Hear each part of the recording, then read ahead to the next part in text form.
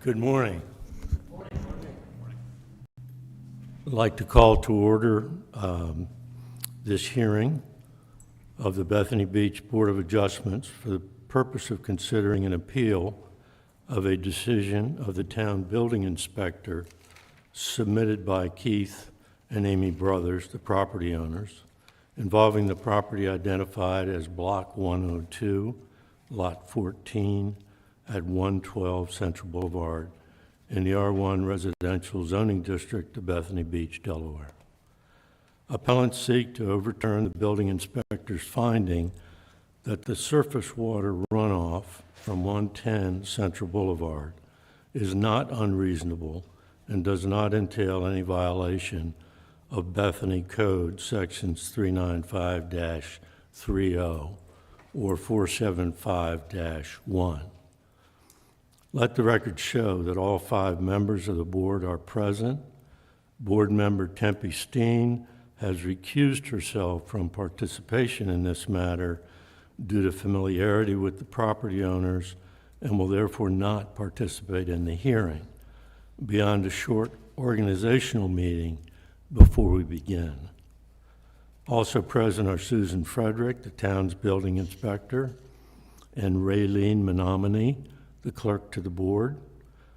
Because this proceeding is being recorded, I ask that each of the board members and Susan speak his or her name for the record at this time in order to facilitate identification of voices in preparing the transcript of this proceeding. My name is Michael Loftus. Start over here. My name is Jack Gordon. My name is Steve Boyce. My name is Sherwin Weinstock. My name is Tempe Steen. My name is Susan Frederick. Thank you. I've been asked to advise those who may be observing this on the town website. There are some technical difficulties with that at the moment, and I've been asked to advise you that if you encounter that, you can switch to youtube.com/bethanybeach.gov. Before we begin the hearing on the 112 Central Boulevard appeal, we will have a brief organizational meeting of the board. Recently, my term and that of Sherwin Weinstock expired, and we were reappointed by Mayor Califf and confirmed by the town council. Because the chair and the secretary of the board are selected by vote of its members, it is appropriate at this time to choose the chair and secretary of the newly constituted board. May I have a motion for chair of the board? I move that Michael Loftus be chair of the board. Second? I move that Michael Loftus be chair of the board. Are there any other motions for chair? All right, all in favor of the motion? Aye. Aye. All opposed? There are none. May I have a motion for secretary?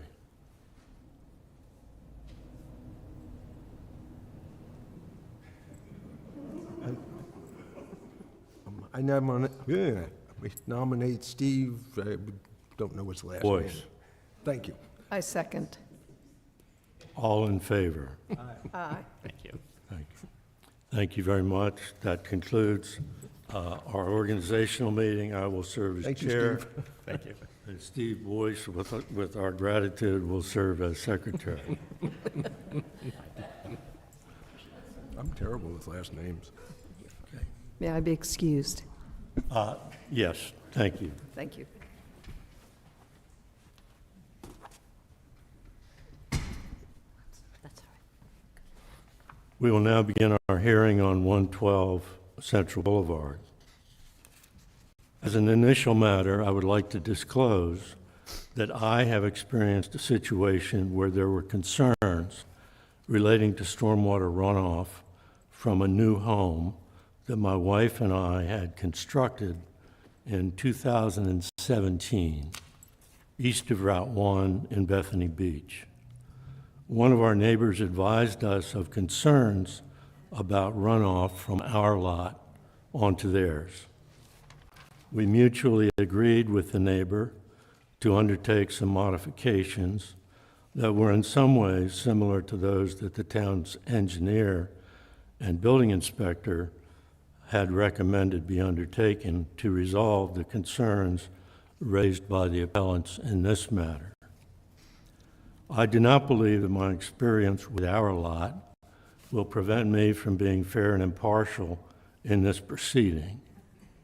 After careful consideration and consultation with the town's legal counsel, we have concluded that it does not constitute a conflict of interest requiring that I recuse myself. I have no familiarity with the parties or the properties here involved. I do not have any financial or personal relationship with the parties or the properties. Neither I nor any relative have any personal or private interest in the outcome of the issues presented. I did not request or require any involvement of the town or this board to resolve my own drainage-related issue. We will now proceed to address the publication requirements for this hearing. Susan, do you swear or affirm to tell the truth in this proceeding? I do. I hold in my hand a public notice of this hearing that was posted on the town's website. It states that the property was posted on October 11, 2024. Did the town place notice of this hearing on the property at 112 Central Boulevard on that date? Yes. Is the text of this notice the same as the text on the notice you placed on the property? Pretty much so, yes. All right. Did the town place a notice of this hearing in public places? Yes, they did. Is this the notice that the town placed in public places? Yes. In what places were the copies of the notice posted? Two at the bandstand, the post office, town hall, and the library. And was that done on October 11, 2024? Yes. Did the town send by first-class mail addressed to property owners within 200 feet of the subject property a copy of the information required to be posted on the property? Yes. Is this the notice that the town mailed to the property owners? Yes. And that was done on October 11, 2024. Yes. Did the town cause a copy of the notice to be published? Yes, it did. Is this a copy of the notice that the town caused to be published? Yes. And publication was made in the Wave newspaper on October 8 and in the Coastal Point on October 11. Yes. Thank you. In the absence of objection, I find that notice of this hearing has been posted, mailed, and published in accordance with Section 425, Part 107 of the Town Code.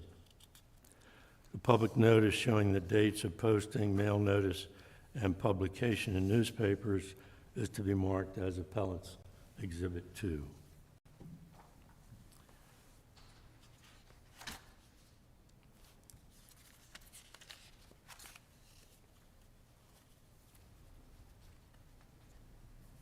The appeal and associated documents are part of the record and have been marked as Appellant's Exhibit 1. In terms of the procedure for this hearing, all testimony will be sworn. Participants, once sworn, remain under oath until we finish the hearing. We will begin with a synopsis of the appeal by the town building inspector. questions by the board, and we will seek identification of parties wishing to make a statement. We'll then have presentation by the appellants of their evidence with questions, cross-examination, and opportunity for appellants to present additional testimony. We will also then hear any statements from the public in support of the appeal.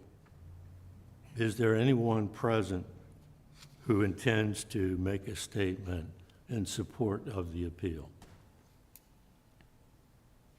I see none.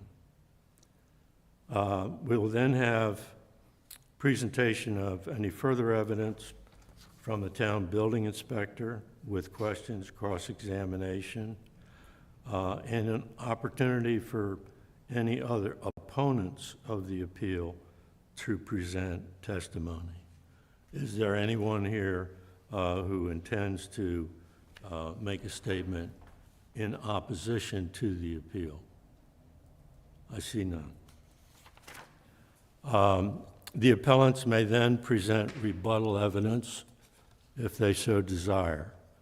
At the close of all giving of evidence and public statements, we will then hear closing arguments, if any, from appellants and the town building inspector. Finally, the board will deliberate and may vote if we finish deliberations today. However, such a vote is only to be considered part of preliminary deliberations. The final decision approved by a majority of the board is the official position and decision of the board. Appeals to Superior Court must be made within 30 days of the filing of the decision with the town. Susan, Yes, sir. could you please present your synopsis of the appeal? Yes, sir. This is Board of Adjustment Case BOA 2024-4, an appeal of the building inspector's decision regarding stormwater runoff. The property owners, Keith and Amy Brothers, are appealing my decision as to whether stormwater from 110 Central Boulevard is unreasonably draining onto the east side of their dwelling at 112 Central Boulevard. Specifically, they are appealing my decision from an email I sent them on August 21st, 2024, which read as follows. Good afternoon. Unfortunately, the town's engineer has reviewed the matter and also reviewed your additional submitted paperwork, and it was his determination that stormwater was not being diverted onto your property from surface water runoff from the sod at 110 Central Boulevard. I don't know why that says Ocean View. My apologies. I believe that all agreed that the stormwater runoff from the new dwelling was being captured and diverted to the street, alley, and one dry well. The engineer also made the suggestion as to how the area between the houses should be designed and graded. It is my understanding that his suggestion was not going to be considered. I must rely on the engineer's findings and therefore don't find any code violations of Section 395-30 and 475-1. Thank you. Specifically, or more specifically, Mr. and Mrs. Brothers are appealing my determination that surface water runoff from 110 Central Boulevard is not being unreasonably diverted to drain onto their east side. I do not find any applicable code violations in Section 395-30 and 475-1. It's my understanding that all parties agree that any water from the roof of the new dwelling itself has been properly piped to the street away from either property. It is also my understanding that the driveway is also not in violation or creating any problem. Well, look at this. 110 Central Avenue, the property owned by Mr. Charles Yetter, is located in the R1 residential district with a total area of 4,500 square feet. In September 2022, an existing dwelling was demolished and construction began on a new dwelling. Construction was completed in August of 2023 and a certificate of occupancy was issued. The west side of the dwelling has been finished with sod, plants, and mulch. There is a stone trench at the property line that abuts a landscape tie that is owned by the adjoining property, 112 Central Avenue. The property is also located, 112 Central Avenue is also located in the R1 district and is the same size as 110 Central Boulevard, 4,500 square feet. It is also improved with a single-family dwelling constructed in 1997. A landscape timber separates the two properties. The east side yard had been filled with several inches of stone and a drain that was supposed to draw the water to the rear yard, but the applicants had removed it at that time. They admit that there had been a water problem prior, but that it is worse than it previously was. They noted the following sections as being in violation. Chapter 395, Section 39530, residential draining requirements, and Chapter 395, 39534, stabilization of stormwater runoff. The applicants cite paragraph C of 395-30 concerning drainage design to be in violation.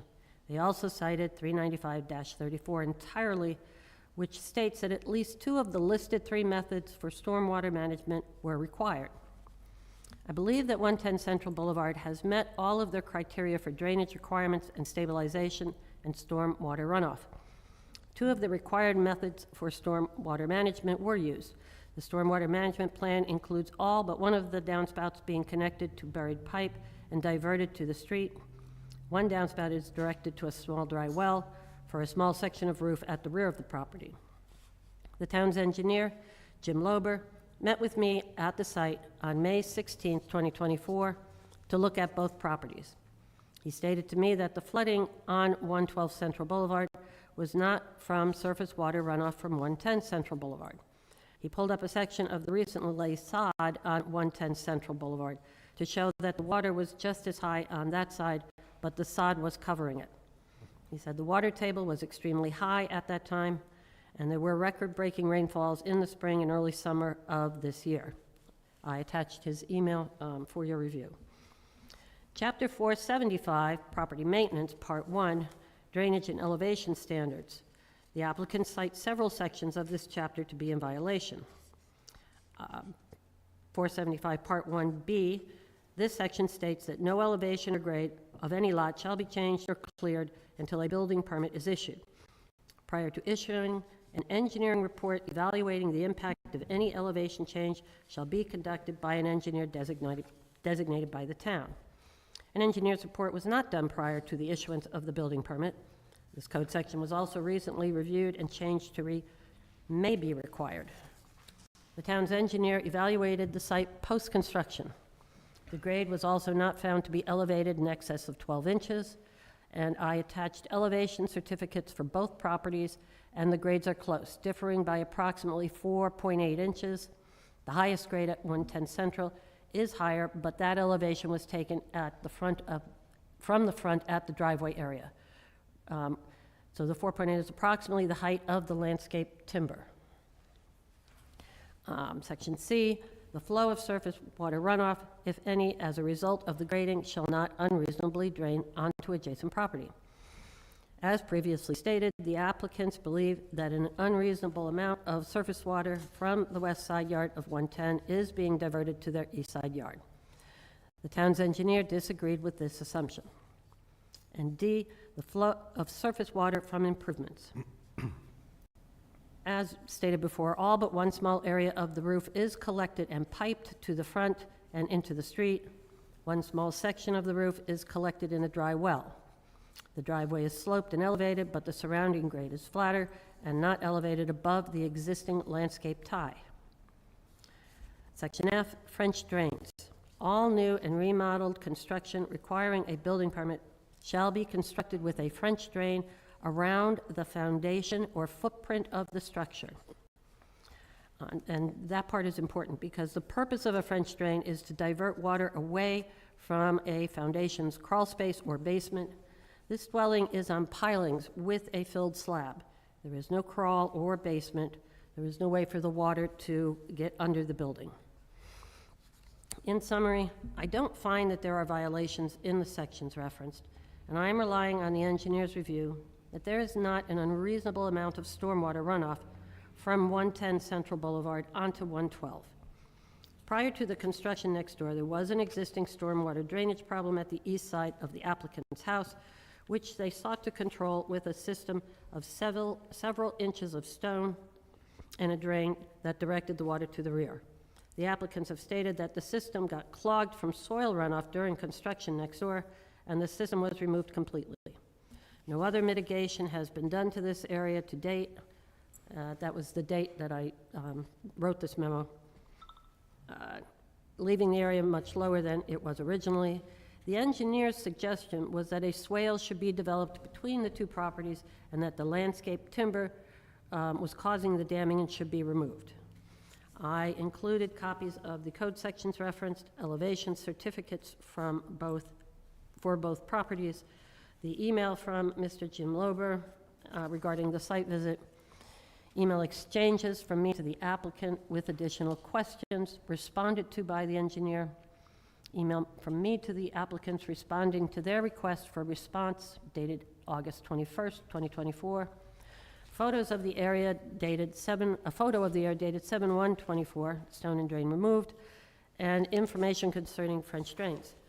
After this was completed and sent to you, I did send you also photos of new work that was done at the property, and that included, I believe, 3 photos of a wall and a new drainage area of stone that the applicants have constructed.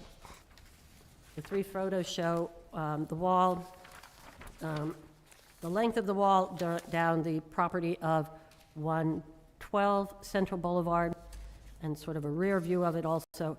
And then they show a picture of the wall from the opposite side from 110 Central Boulevard. Any questions? Yes. Yes, sir. Was an engineering report prepared prior to the issuance of a permit, building permit, No, and it was, I'm sorry. for 110 Central Avenue? No, sir. It was not standard practice to do that, actually, and that was discussed with, I discussed it with the town manager, and the council, I believe, recently changed that section to be may be required. And one of the reasons for that is that we would need then a engineering report for almost everything, for a driveway, for an on-grade deck, for a simple walkway. And I don't believe that was the intent of that section. But the engineer did look at it afterwards. Upon completion of construction? Yes, in order to get his opinion to verify or clarify the applicant's concerns. You say that the wording of that provision of the code has been changed? Yes, sir. I looked online, and on the online version of the code, it's not, the change is not shown. I believe that it was, that's my understanding. Okay.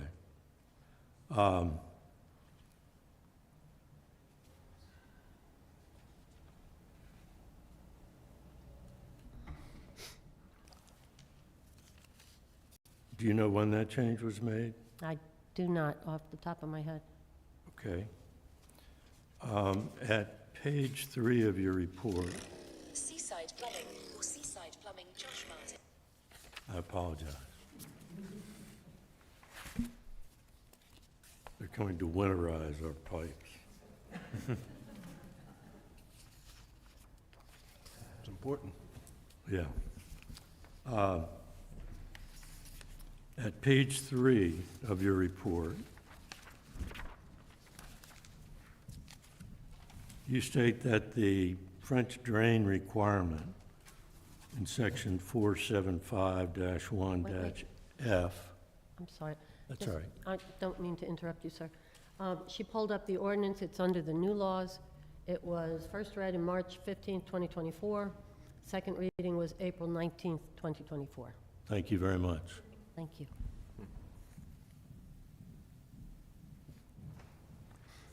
Page 3. Yes, sir. You state that the requirement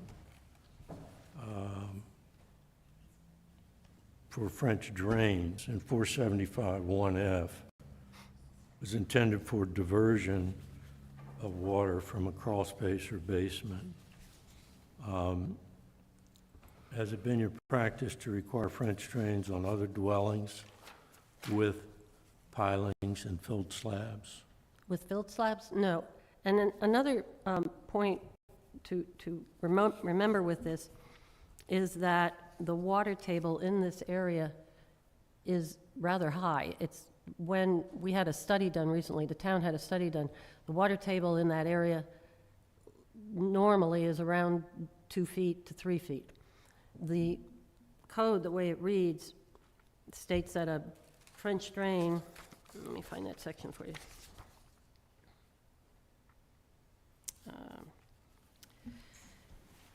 A French drain should be adjacent to the foundation of a house and is a trench 2 to 3 feet wide and 3 to 4 feet deep. At that point, you'd be hitting water. And all the way through that, the soil is very wet and damp. So it's not a practical or necessary step. The elevation certificates you attached to your report, as you stated, indicated difference of 4.8 inches.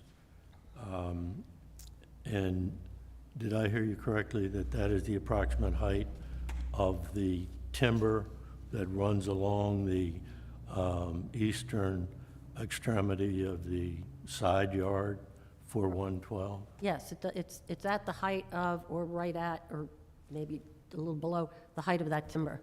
And the way the grade works in there is they're a little bit more level, and 112 tends to be level at one end, level at the other end, and then sort of slope a little bit toward the center.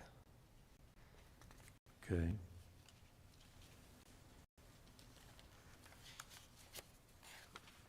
I have no other questions at this time. Sure. Thank you, Susan. Your report was quite thorough. Thank you. Is the pictures of the wall? Oh, sorry. Thank you, Susan. The pictures of the wall, do you know how effective the wall is? I don't. It's something that they had proposed doing. I told them I would have no problem with it if it was less than 24 inches high, and I thought the matter was dropped. It was not there when they submitted the appeal. It was not there when I did my first memo to the board. It sort of showed up about 3 weeks ago, and they had filled in that side with stone and I think more plants and everything to grade that off. Wait a minute. Is the wall still there? Yeah, they put it in about 3 weeks ago is what I'm saying. Okay. Yeah, if we haven't gotten too much rain in the past 3 weeks. That's correct. Okay. If you had to make a broad assumption, would you consider the wall effective? That would also be going against what the engineer for the town suggested. The engineer for the town suggested that both properties, and I know 112 would have a very slow slope because they have, their flood vents are pretty low right there, but they suggested that they slope it toward the center and they put it rock in there to create a swale and a place for the water to go. And because most of the flooding in this area is tidal, there's no place for it to go sometimes. Yeah. Welcome to Bethany, yes. Yeah. Thank you, Susan. Jack? No question. Steve? I don't have any questions. Okay. At this time, Mr. Brothers, will you be speaking on behalf of the appellants? Would you please approach the podium?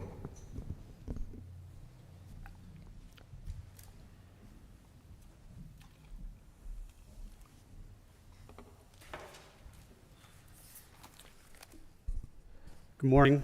Good morning. My name's Keith Brothers. And If I may, I need to swear you in. Sure. I sometimes forget. Please state your full name and your local address for the record. Keith Andrew Brothers. We reside at 112 Central Boulevard, Bethany Beach. Do you swear or affirm to tell the truth in this proceeding? Yes. Thank you. Please proceed. Okay.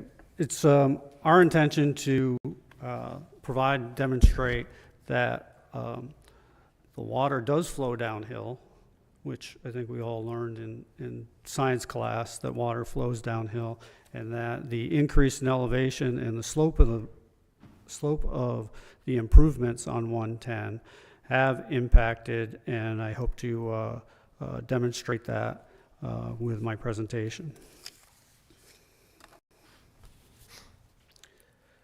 So we're just asking the town to provide assistance to us to make this determination, because without the determination, there's no incentive for 110 to make any changes to their landscaping. Like, if they're not in violation of a code, why would they ever agree, well, I'm gonna lower my landscaping and make it level with my neighbor when I don't have to, if there's no issue? So the engineer is kind of contradicting himself, where he says, well, there's no unreasonable runoff from 110 to 112, and unreasonable is an objective scenario, but if there is runoff, why, and it impacts us, and I hope to demonstrate that. So why would they change it if there is no runoff? And he says there is no runoff, but he says they need to change their elevation to match ours and take out the wood structure that was there. He just contradicts himself right in that one paragraph. So this is what we're asking. We talked about the codes, and I'm sorry, I come from a government background, and when there's a code and there's a shall and there's a required, it doesn't come to interpretation. It's something that needs to be done. If not, then the wording needs to be changed to allow for expertise interpretation of what that is. So it shall not unreasonably drain, and as you pointed out, Sir Chairman, that all new construction requiring a build permit will have a French drain. Now, if the requirements of the size of it is untenable, then that needs to be changed based on, hey, if you live in a high water table, it needs to be outlined to a builder or to someone that's doing improvements on their house as to what that variance is. If I'm on a high water table, do I just need to make a French drain 8 inches deep, but I need to go wider?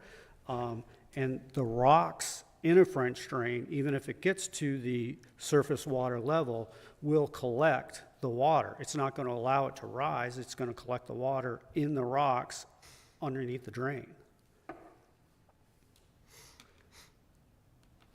Again, Susan covered this, and it's common law that you're not allowed to divert surface water to abutting properties to the detriment thereof. And again, I guess that's an interpretation, but ours is that there is, and I'm hoping to demonstrate that. Stabilize the runoff, and not to divert excess water to existing municipal divisions, swales, that type of stuff.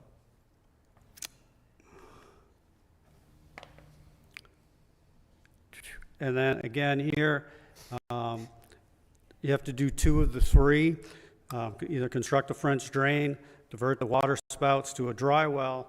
I will show you the dry well that they have constructed, and it'll be up to you to determine, well, is that sufficient for what we're trying to come at here? And then connect downspouts to a pipe emerging from the house, which they have done C. And they have done B, but it's open to interpretation as to what you would see as a dry well. Okay, so this is what we started with in 2015. You can see the house is way overgrown. This is the area that we're talking about. It was totally overgrown. There were lots of debris in there. We're talking flower pot debris, clippings from yards, branch debris from trimming of trees. And we started at that prior to 2016. And again, you can notice that neither property had gutters or downspouts on there. So that was their contention, 110's contention that, well, that's always been a wet area. Well, if you have two houses that are dumping their rainwater from the roof between the two buildings, you're definitely going to have a water issue. So we'll show that we went to prevent that by adding gutters to our remodel of the house.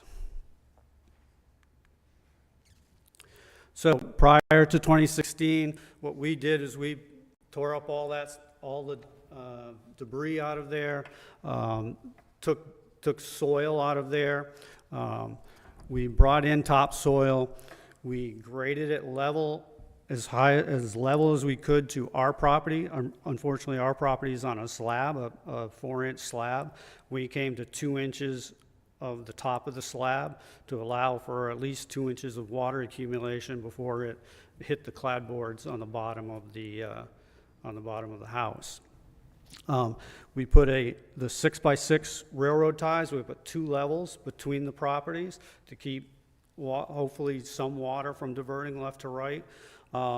We put a French drain in that was 12 to 18 inches deep that connected our downspouts, and they went to a dry well because we didn't think we could send it out to the street, so it went to a dry well in the back of the property that we had created.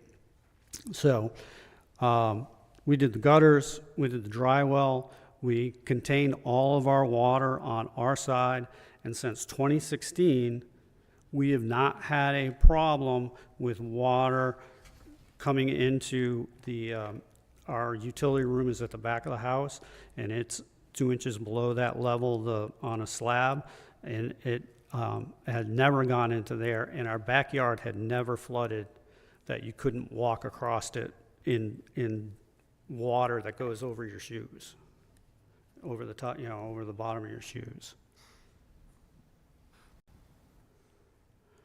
So again, corrugated pipes, dry well, we covered the whole system.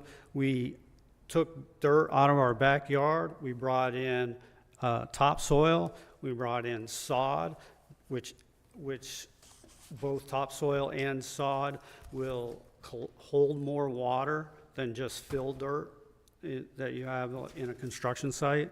So we did that. We leveled our backyard so that, and we, again, and the end results is we had never had a problem with water collecting in our backyard. Now, we've had water collect on the side of the house, but it never exceeded the timbers that separated the two properties. And since 2016 to 2023, we've had some heavy storms in that period of time. And we've lived, it was a rental, but we've lived there since early 2021, February of 2021. So this was the result at the end of our construction. You can see we put in downspouts. They're connected to a corrugated pipe. The French drain runs down here, and there's a center drain right here. We put in 2 levels of railroad ties, and you can see, hopefully from this photo, that both properties are level at this time. So we didn't experience any water issues while the properties were level. Again, finished, you can see the level between, that the two properties are level back here. Our backyard is leveled and slopes up to the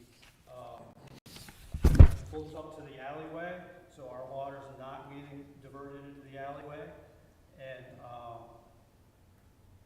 this is the front view. You can see where our stones are below the, our stones and our level are below the railroad ties, where at this point in time, they are just about, well, that's the grass, just about level with the railroad ties. And this is what we started with, and this is what we ended up with. So, oh, this is the wrong orientation. I hope it, in your presentation, this orientation is different. But here are the two properties. This is a survey we had conducted by a survey company that we paid for out of pocket.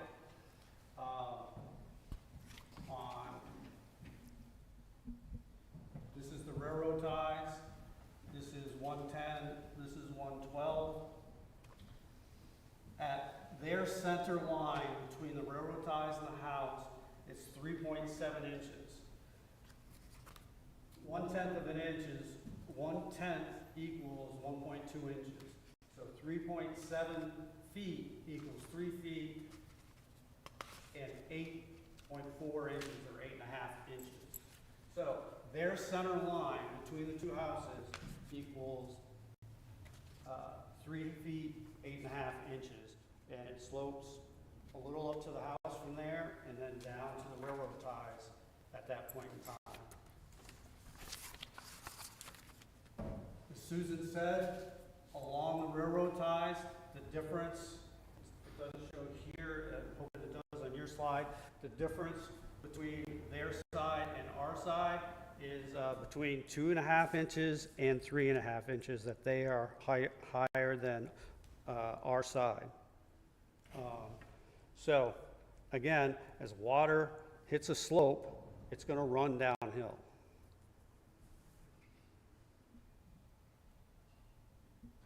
Again, this was done by a professional survey company. They came in and did the measurements. Our center line is at 3 feet. Theirs is at 3.7. So I believe the difference is 8.5 inches from the average of their center line to the average of our center line difference in height, which you saw in the previous slides, they were equal in height prior to this. This is their French drain, this is their dry well they put in. So this is the back end pipe that goes off of this small roof here and comes into what this is supposed to be a dry well. As you can see, this is the dry well. We're talking maybe about 8 inches. There is the pipe. At that point in time, they redirected this pipe out to the front to the street. So this demonstrates that it's about 26 inches wide, but you can see that it's only about 8 inches deep at that point in time, and that's what they're constituting as a dry well. And we don't think it's sufficient to capture not only the downspout, but it has to capture that area in the back of their house. All this area, which is elevated, and the average height is 8 inches above our property. So all this area that gets water will run off to our side of the property.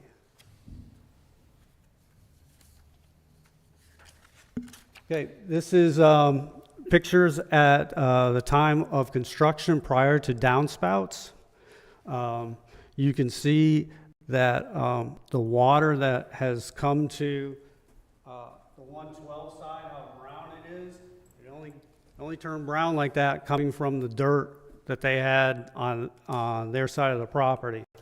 You can see the level flow of water through there was a little, where the two joints meet, the water was just flowing through there, rapidly. Now, this was a heavy storm. It was a September storm. I'll give you the dates in a second.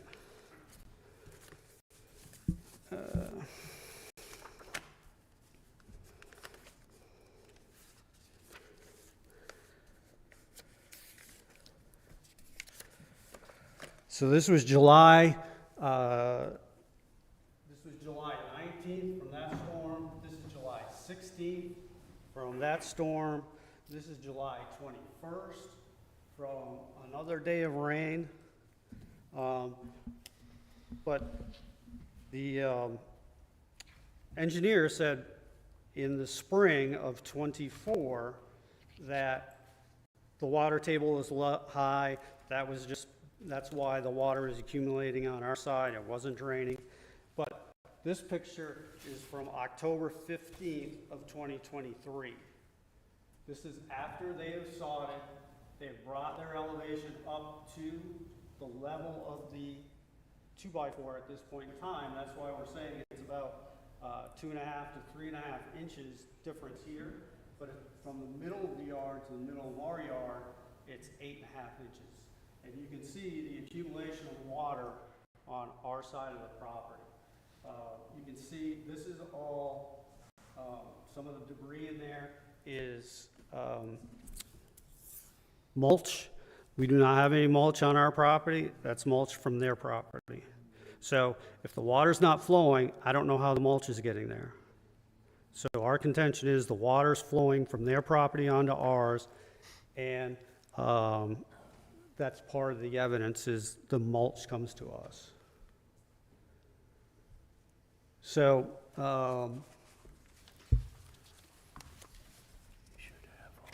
so these are all post when they made all their improvements. I'm sorry, this is September 11th, and September 11th. You can see that the water flowing, when they filled their side, they used fill dirt. They didn't use topsoil. And there's no sod here. It's fill dirt with mulch on top. You can see our property is totally soaked. Their stuff is dry. This is right after a rain. So how can their mulch be dry? Again, the dirt is dry. How can their mulch be dry and our property be totally soaked? This is September of '24, these pictures. You can see the height of the water. You can see where the water level is so high it's gone into our utility room. I don't know how that's not an excess burden on us when water hits that level, height of level that's coming into our house, into our utility room. Notice that their construction has these large rocks here. Our construction was out of these 1 to 3 inch stones. The water has flowed so much that these stones have flown onto our property. The water has been sufficient enough to pick up these stones and move them onto our property. How is that not flowing from one area to another? I mean, you can see the size of these rocks, that the water's been strong enough. And that's September 16th of 2024. So that's a little after the high water table that he's talking about. He was talking about December to March, December to February. This is after that point in time. Let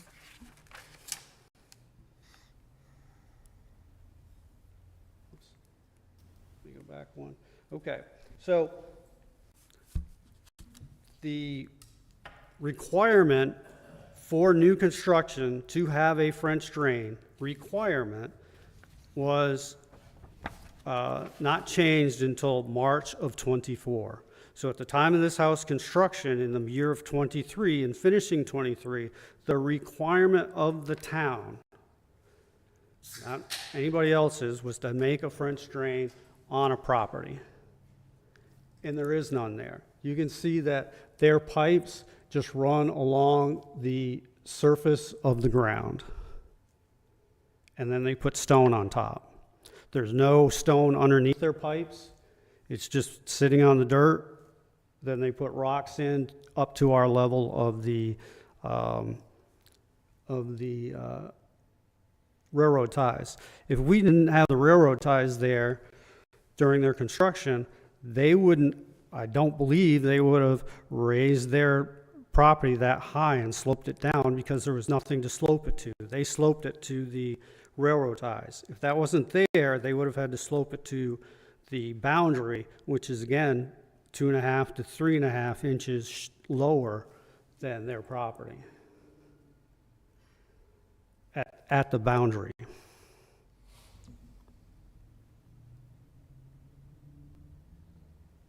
Again, this is the effects that you see.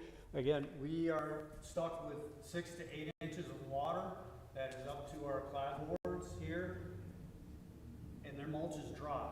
Their rocks are dry. So if there's no standing water on their property, where's that water gone to? It hasn't been absorbed into their ground because they have filter. Again, this is, you can see the dry mulch, the rocks. Our backyard is flooded. Their sod is dry. Again, their sod is dry. Now this picture is just runoff from their shower. They have an outside shower. This was run in,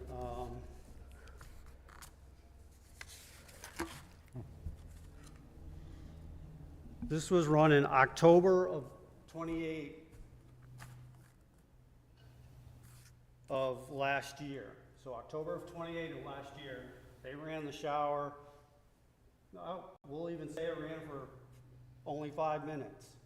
They had a few grandkids there, but you have no water, and then you have water coming from here. So the water is obviously draining from their side onto our side. I mean, that's what we believe is evidence. This is our utility room where we have water inside, and that picture was December 18th of last year. This picture is January 10th of this year. Both these pictures, January 10th of this year. So you can see the level of accumulation prior to the engineer coming out in the spring who's saying we have a high water table, and the water's been collecting. The water's been that lot high, and it's never been collected like that on our side of the barrier until this elevation change.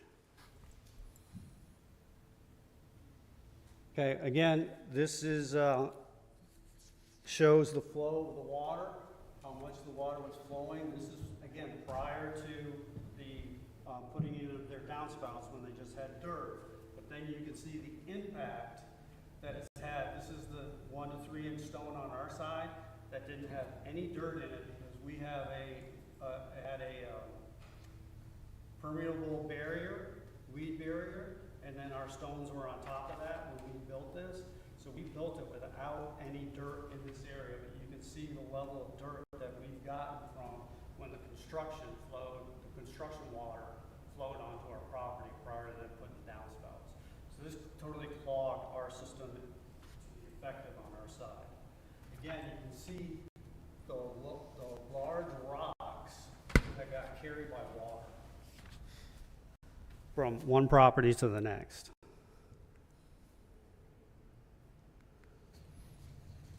Oh, this is actually showing it running on that side so you can see the flow. Okay, so now this is prior to us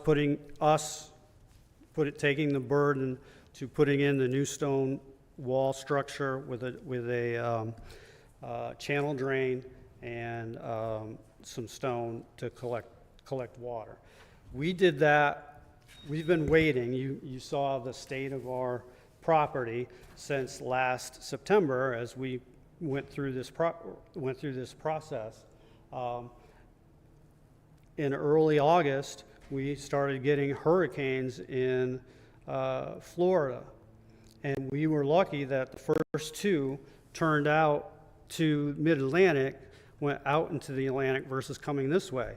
And we said, well, if the next one comes this way, we're going to be in a world of hurt. So we went ahead and said, we need to put this project in. So we, on expense of ours, we put in the wall, the channel drain to drain the water out. We, again, took our side down to the dirt level. We brought in some new fill. We brought in new rock to our expense. We redid all the piping, so now the piping flows from our gutters, flows to the front of the street. It doesn't collect here at all. It flows out to the street as we were directed. But you can see the height difference. This is where the railroad ties were. You can see the height difference, and it goes up from here. You can see the size of the rocks that they had on their side that I showed you in previous slides that had the water had enough power to bring onto our property. Now, me cleaning rocks out of our property, is that a burden, not a burden? You know, that's just being a good neighbor. That'll be your determination.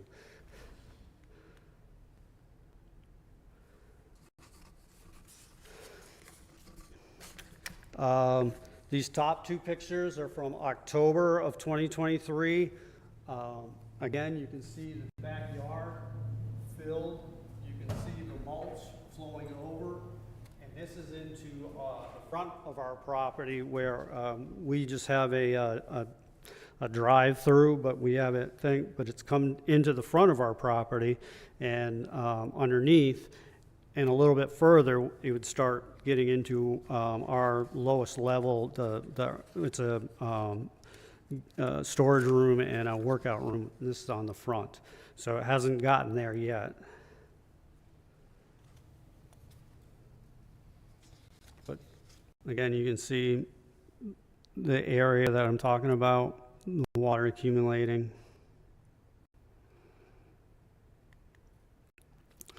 Okay. This is just the impact I'm trying to show of 1 square inch. 1 square inch of water per square foot equals 0.6 of a gallon. So just 1 inch on 1 square foot equals an inch of a gallon. I'm just looking the area between the two houses from the front of the house to the back of the house. So this isn't including any of the roof water. This is just water that would fall on the land that sits there, right? Just falling on their side on the mulch area and the grass area. So if you have 1 inch of it's about 86 feet in length, 7 feet wide, comes out to 602 square feet. If you take 206 square feet times 1 inch of water, which is 0.6, you come out with 375 gallons of water with an inch of rain. So let's say their property is great and it's absorbing 60% of what falls. Because I think, again, I've demonstrated that water flows downhill and it's been flowing from their side of their property onto ours. So you have 370, so at 60% absorption rate. So 60% is going to stay on their property. That absorbs 225 gallons. That's leaving still 150 gallons of water per inch that it rains, and sometimes it's two inches of rain in a day or 2 or 3 inches over 2 or 3 days. That leaves 150 gallons of water impacting our property, and we think that's unreasonable. If you said, well, it's not that great, it's only 40%, you're talking about 225 gallons of water impacting us. So even at 50-50, from 375, you're talking about 170 gallons of water. So, so we think the increase violates these ordinances. Susan talked about the driveway. She doesn't think that's any impact. And what we're requesting is assistance from the town to determine if the increase in elevation is impacting us. Because 110 would have no incentive to even come up with the engineer's solution of removing the railroad ties, bringing their level. We cannot bring our level up anymore because we're on a slab, unfortunately. So our level of ground is as high as it can go. So they would have to lower their level at least 8 inches from the center and higher by the foundation in order to meet the engineer's requirements. But I can't make them do that. I mean, I'm just the neighbor. There has been 3 new constructions on our street, 2 straight across, 1 straight across from us, 1 a little kitty corner from 110. Those 2, no elevation raised. They have matched their neighbors. So if our area, and I would imagine across the street, it would include our area, is so high level of water table, these 2 properties, these 2 new constructions, which were at the same time as 110 construction, didn't feel the need to raise their property higher than their neighbors. The third one is on a raised foundation like this property is, with filter in the middle of the foundation, and their property, it's 110, 108, it's 106, is flat. It's even with their neighbors. They didn't elevate it at all. They put flagstone on their foundation for the I guess the look, but it's just 1 house over. Well, I guess you might call it 2 houses over, but it's 2 houses down, and it's totally flat. They didn't feel the need to raise their elevation to their neighbors, and it's on the same type of foundation, but this property, for some reason, and I believe because they had the level of our railroad ties, because we put those in 2016, they sloped it. The landscape guys just came in. The landscape guys just came in, sloped it down so it looked nice, and left. And then we've been stuck with the issue. Do you have any questions of me? I do.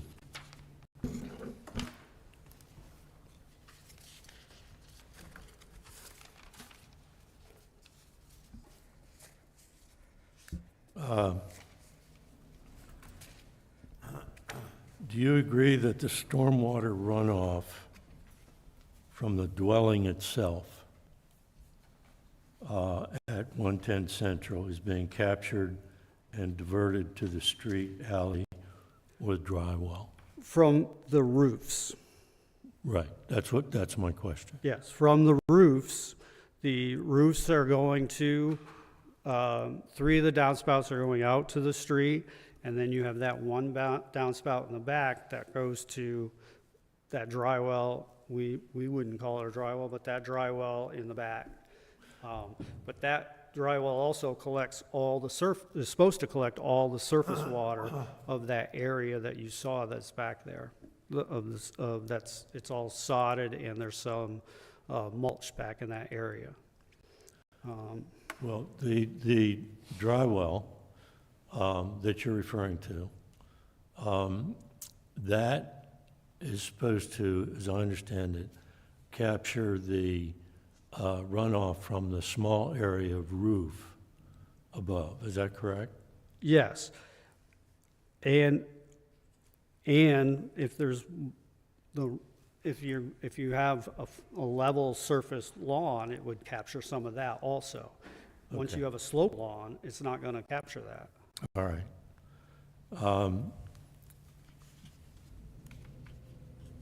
A quick question on the driveway.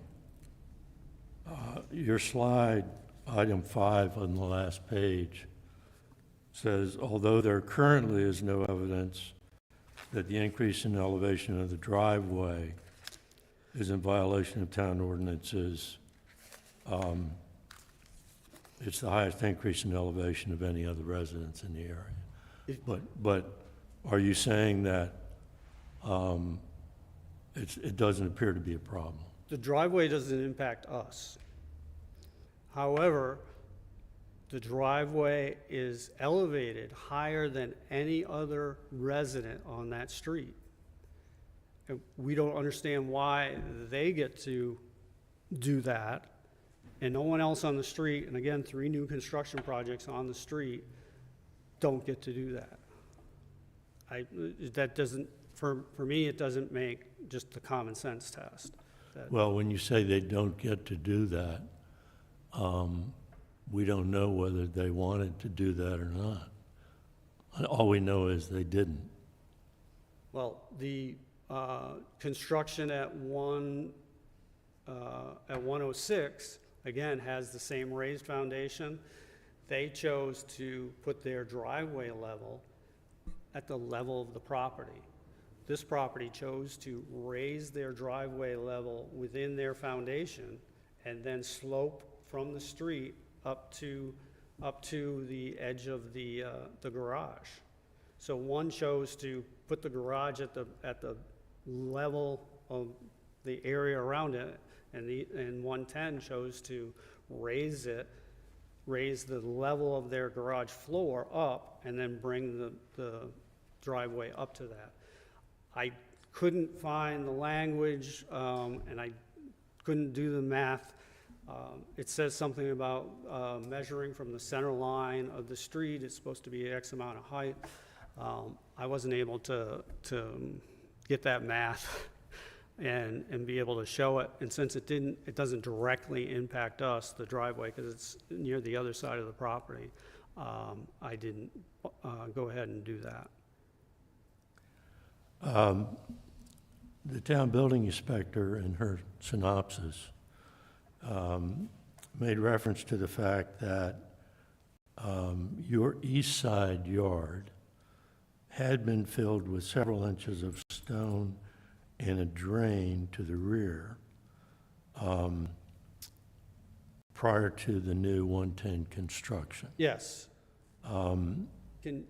Excuse me, sir, can he bring my presentation back up? And I'll go to the slide that we're talking about. Oh, okay. Well, So I need to go.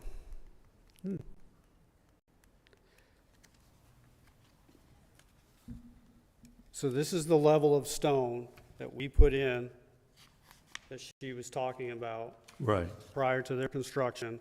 Again, it comes up to within 2 inches of our foundation. Okay, here's my question. She said that all of that material was removed at some point. Yes, after we started after the water started collecting, I said, okay, well, we're gonna have to fix this. We're gonna have to either take the stone out and clean it and put it back so that the system would be more effective, or we're gonna have to just take it out and put new stone down. So, yes, I tore up the stone and piled it up. I think it will be able to show you. Let's see if I get a front. No, I don't have quite a front picture, but you can see right here, we have, this is our weed matting that I pulled up. I cleaned the stones from the back of the property up to this point in time, and it's more than halfway past the house. So that's what you're seeing here is just our dirt and our weed mat, and our stones have been removed at that point in time. But this was after we had experienced excessive water on our. Okay, but by removing those materials, you increased the difference in height between the 2 yards. Is that correct? No, I have to see when the survey was done.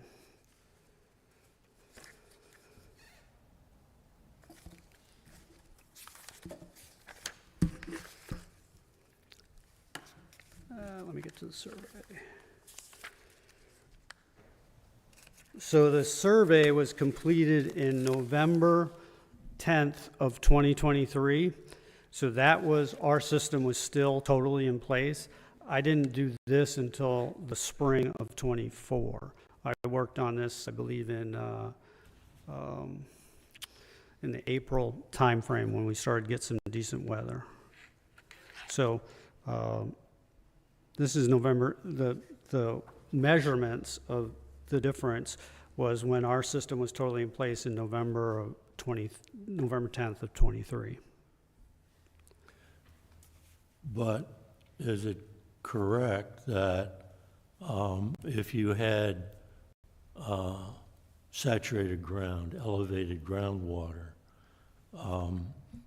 that you would have more ponding of water on your side yard due to the absence of the materials you removed?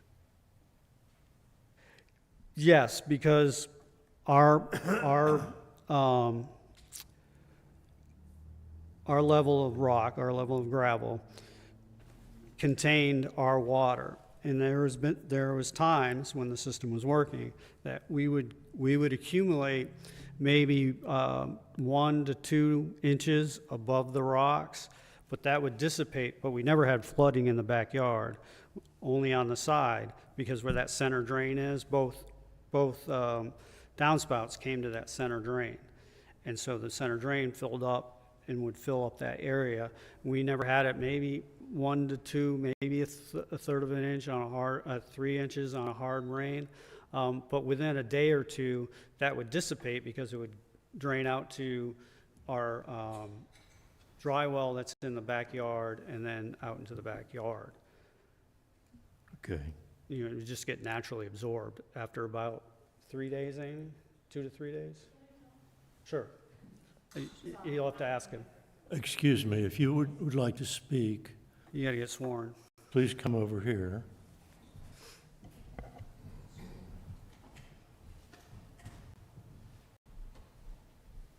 I'm Amy Brothers.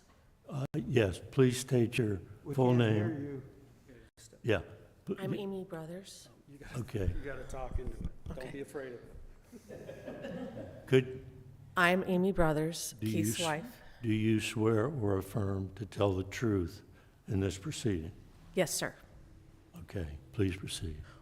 When we bought the house and remodeled it, we built this to be almost a retention pond because, as you know, if we get a lot of rain and with the high water table, it just cannot be absorbed quickly.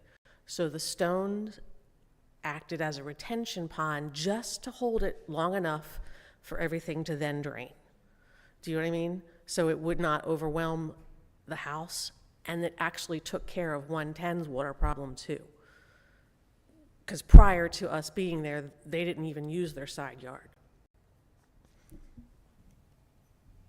So the dirt level has always been the same.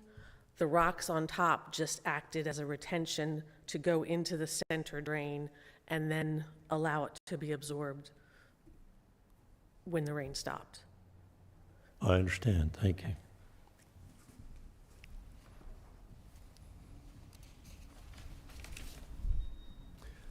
Could you tell me again when you constructed the new side wall? Sure.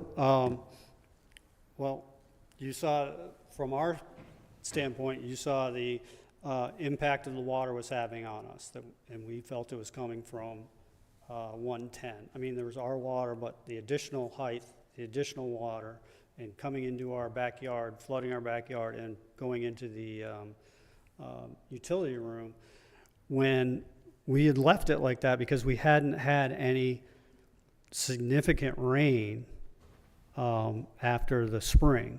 There was some rain, but never really too significant.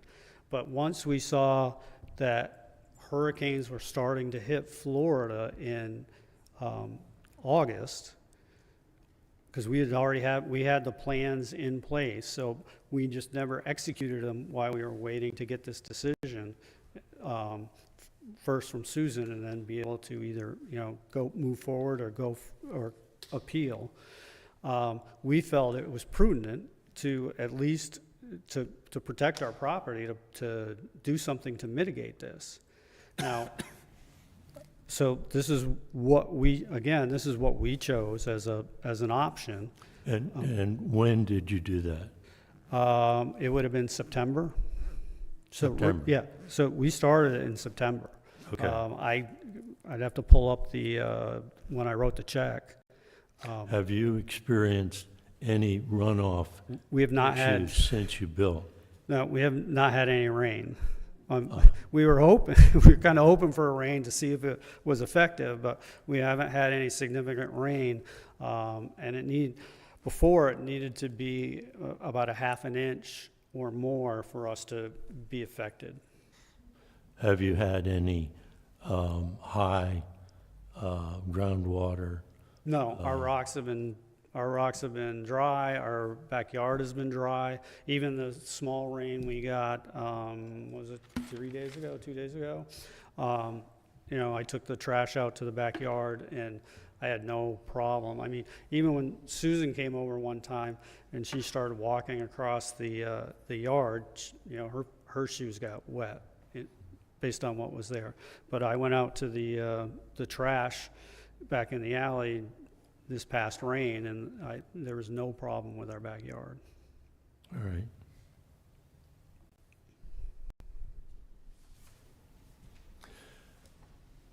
Do you believe that the wall will prevent surface water runoff problems from 110? Yes. But Okay. But we've had to bear that burden I based on understand. their actions. I So, understand. Well, that's all my questions. I will say that, you have presented, I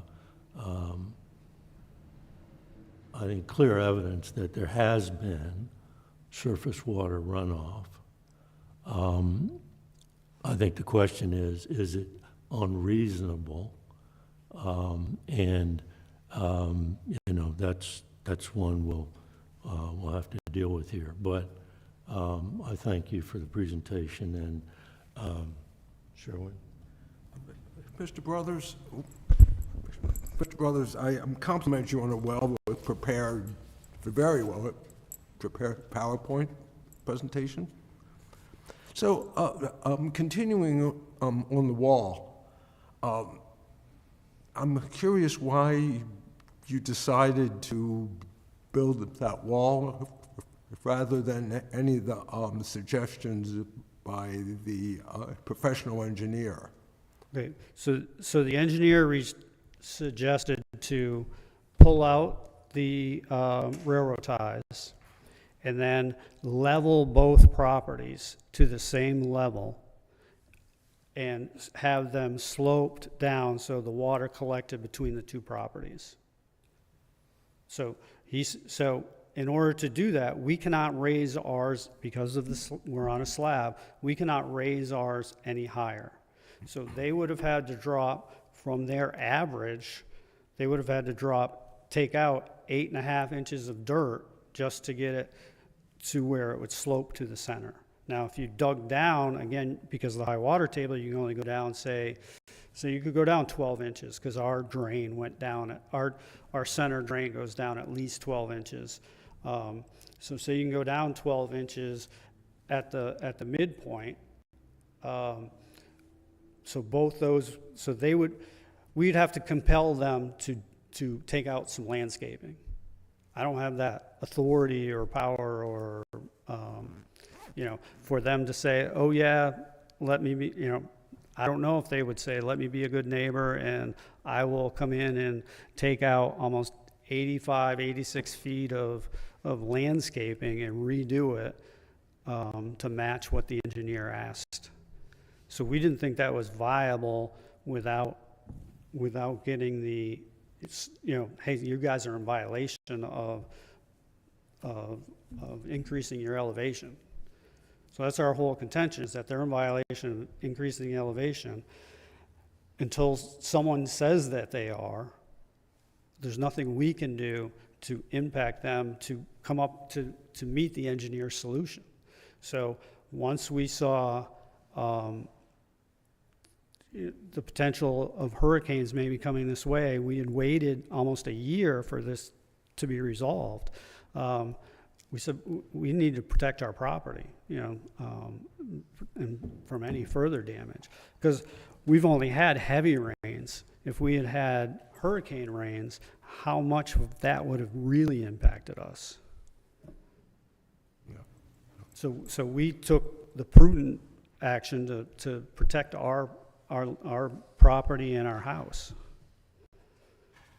Okay, thank you. In the building inspector's report, she mentions on page 3, in conversations Yes. with you, it's her understanding that we all agree that there was no runoff from the dwelling itself or from the driveway area. I can, not from the driveway. We concede there's no impact from their driveway on us. Now, it runs to the street, but it doesn't impact us. You'd have to ask Susan if she's talking, we all agreed, or she's talking, her and the engineer agreed, because we never agreed that there was no impact. Okay, okay, thank you, sir. Nothing further. Nothing, Jack? nothing more. Thank you. So what kind of a solution are you talking about? What, the lowering of their property in order to? To meet, we believe they need to lower their property in order to meet the town's requirements as laid out for not increasing elevation to impact another. The wall should have no impact on your evaluation of, did they impact us or not? If they did, they can either lower it. We'd be interested in saying, okay, would you, if they wanted to provide some compensation for the wall, because it's going to benefit us both. And then we would just say, okay, just leave your landscaping how it is. We think the wall will take care of it, and we both sign off on that it's agreement. But our protecting our property should have no impact on whether they violated the town ordinances and that they need to make a change. And if they're willing to work with us based on the board making them say, yeah, you got to make a change in order to come up to meet the ordinances as required, then we'd be willing to sit down and talk to them, because we've never sat down and talked. We've only seen him once have a discussion with Ms. Frederick once on this issue. So, and other than that, they never came over and talked to us about the notices. They've never come over and said, hey, it seems like a lot of water. They have not had any inclination or any interest on what's going on with us. Susan, does this generally resolve, this ordinance generally resolve these kind of issues within the town? Which ordinance, sir? The ordinance with regard to the height of the land and putting water on your neighbor through construction. They do, and I respectfully disagree with Mr. Brothers on some points there, because what I have is 2 elevation certificates, and let me be clear on that, although we don't get an engineering report in the beginning, we do get an elevation certificate that talks about what the grades are going to be, and that's what they're aiming at. When I get it at the end, I compare them to make sure that there is nothing that's changed there. And I don't think that they don't show an 8.5-inch difference between the two properties along that side. And I also want to note that all of the ground covering on 110 is a permeable material. So even though some, and the property does match up on the other side. So there's always some variance between the property on one side and the property on the other side to work out. And I believe that's what was done. Jack, could we save questions for Susan? Oh, I'm sorry. No, Okay. that's fine. Thank you, But, Susan. yeah, So I have a question on that point. Susan, was that elevation cert prior to construction or after total construction and landscaping was completed? excuse me. Sure. Our procedure calls for the questions to be directed by the board members. We'll ask that question of Susan. Okay. I would only ask to find out when the elevation certificates were, because if they were done prior to construction, yes, there was only a 2-inch, maybe 1.5-inch difference between the two. But again, our railroad ties and our property absorbed at least that much, and it wasn't sloped towards us. It was just flat on their side, as shown in my first couple slides. So if the elevation certs were done then, perfect. They were within a couple inches. If they're done now, again, like our survey shows that for November 10th of '23, there's an 8.5-inch difference. And I mean, that's a professional survey, not me. Jack, anything further? No more, thank you. Steve? Yeah, thank you. You mentioned the violation of ordinances. I wanted to start with Chapter 395, Section 395, which is the stabilization of stormwater runoff and the requirements. And based on what you presented, two of the required methods for stormwater management were used, the drainage and the dry well. But if I understand correctly, your assertion is that the dry well was not constructed. It's inefficient. It's only, again, I showed 26 inches wide, but it's only about 8 inches deep. You can see the pipe, right below the level of the dry well where it comes in. On our side, our drain and our dry well, when we put it in 2016, was almost 8 to 10 inches below the surface. Thank you. So just to confirm, you'd agree that there were two of the three recommendations, but one was Wasn't not sufficient. sufficient? Correct. Thank you. In terms of the drainage and elevation standards, Chapter 475, the town's engineer, as Susan mentioned, evaluated the site post-construction, because I know when you're walking through here, you're showing pre, during, post, and it was found, the grade was not found to be elevated in excess of 12 inches. Coming back to, you've made an investment since this assessment by the inspector and also by the engineer. You've done considerable change to the property on a significant investment.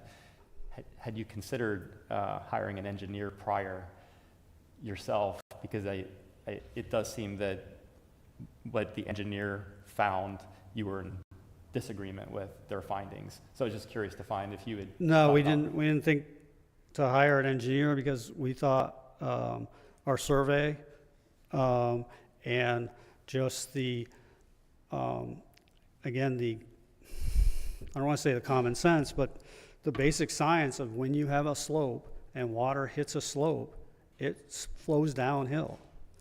And their property, like I said, near the last slide,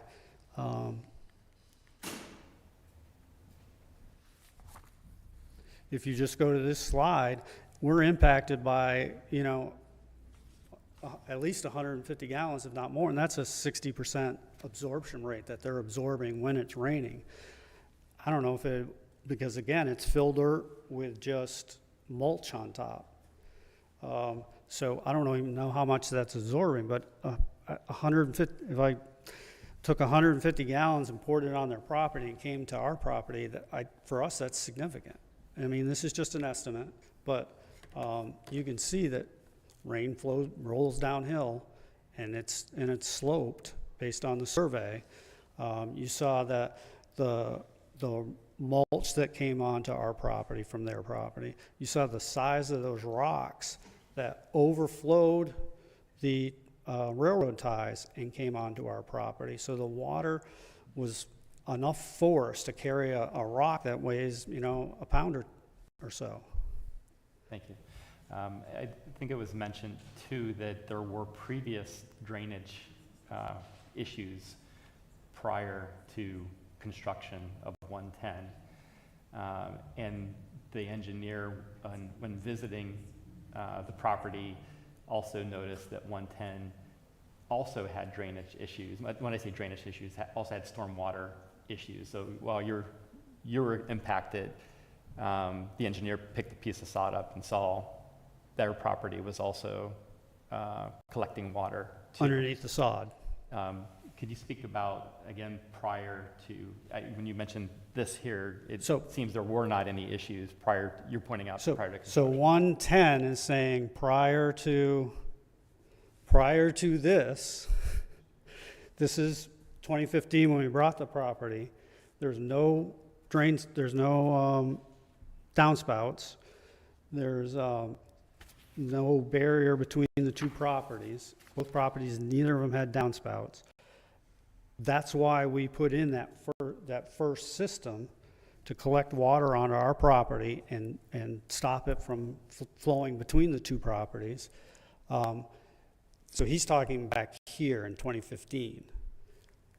Since that time, since this time in 2016 when it's completed, there hadn't been any accumulation except, I said, in heavy rains, we might have had a couple inches at the rock level, a little above the rocks, because that center drain, our downspouts come to the center drain, and then it comes up, and then as, the water, as it dries out, it dissipates. So we've never had it there more than 2 or 3 days, a couple inches of water. They still have no downspouts on their old structure. So they were still getting significant water on their property from the roof runoff.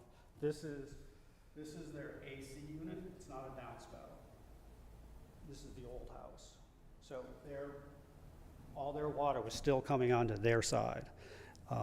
The 4x4, they're the railroad ties and the distance, because you can see there's a shadow.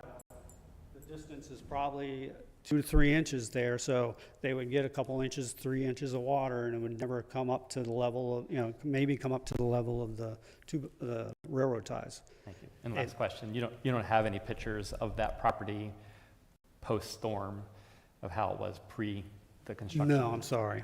Thank you. I mean, because, we were waiting until they completed their landscaping and putting in their downspouts and seeing what the impact was going to be. And from construction, when they just didn't have any downspouts, when we saw all the water running, the brown water running, to post-construction, when we saw the mulch and the mulch-colored water, because our water wouldn't be that color, that brownish, that mulch color. So that water had to come from them, because our water, if it was just contained from us, if it was just our surface water, wouldn't be that color, because we don't have any mulch on our side. Thank you. That's all. Okay. At this point, we've been going for about an hour and a half. I think Sure. we may want to take a recess, but procedurally, after the recess, we're going to speak with Susan again, see what additional information or statement she wants to make. You'll have an opportunity for rebuttal after that. So with that, at 11:35, we will take a 10-minute recess. Thank you.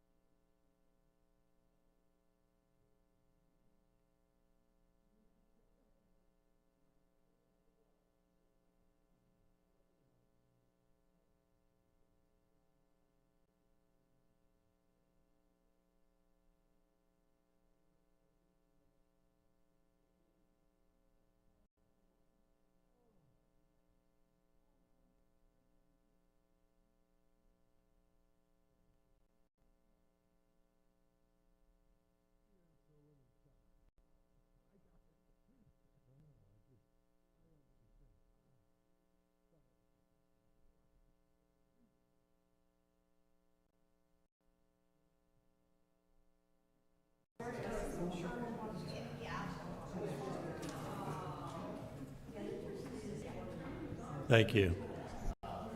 Excuse me, we'd like to resume.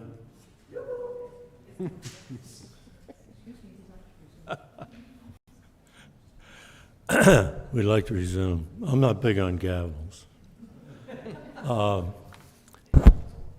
So, Susan, you've heard the testimony that was presented by Mr. Brothers. Are there any points that you would like to make in response? Yes, there are, sir. I want to then repeat that some points to make them clear. Although no engineering report is gathered at the beginning, what we do gather before any construction or permit is issued is an elevation certificate. It's required by FEMA, which tells, and a survey which generally has some grades on it, so we know what we're looking at. We get an elevation certificate at the end too, and we compare them. So in this case, it looked to me like the grades were pretty similar. Now, I will state that these are done by the surveyor when it's prior to. He has the plans and the elevations, and he looks at it and then states what they're going to be. And then at the end, I believe it is before they put in this case, some of that landscaping. I don't know, but I'm pretty sure that landscaping's done after the CO. What I get is a final grading. It has to be final grade, and that's all that's required. I want to point out that the dry well in the rear is there to capture the water from one small section of roof. It is not there to capture the water from the whole backyard, which is all permeable materials. There's grass, there's permeable pavers, there's gravel, I think, and of the mulch. The driveway, there is no violation. It is pitched pretty high. It's the only one I've seen like that. But there's nothing in the code that prohibits it. There is nothing in the code that the center line determines the height. We determine height for the whole building and the first floor. And that's dependent upon grade or the base flood plus the freeboard.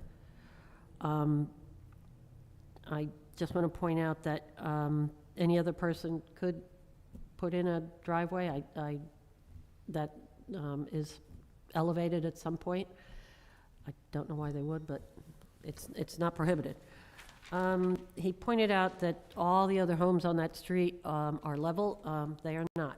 It really depends upon what's on one side of the house and what's on the other. 106 Central is definitely not level. It works against what is happening next door, and they put in the landscape ties as well, and they may be a little higher in some parts, a little lower, but there is no issue there, but that's not uncommon. Back to the French drain. French drains are meant to help the foundation of the home. So a French drain would only help 110. It would be, that's its intent. They're not very helpful here because of our high water table, and neither of these dwellings really have a French drain. And mostly because there's no place for the water to go. It wouldn't protect a French drain that's 3 or 4 feet deep per the code. Would not do anything for either home. I think that the wall, if we look at the photos that I took for you, the grade looks fairly similar on each side of the wall. It's a little higher in the back, but it's pretty much level as it goes across. It's a little higher toward the building, Yes, probably, but I think that's some of the landscaping. And then I understand the reason for it with concern for hurricanes, but if we get a hurricane, I think everybody's in trouble. And I don't think any kind of wall will assist in that kind of event. Any questions for me?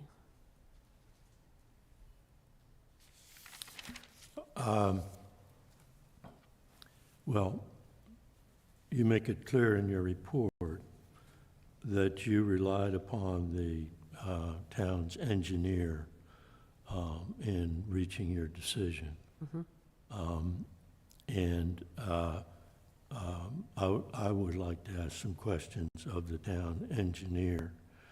But before we do that, does anyone else have questions for Susan at this point?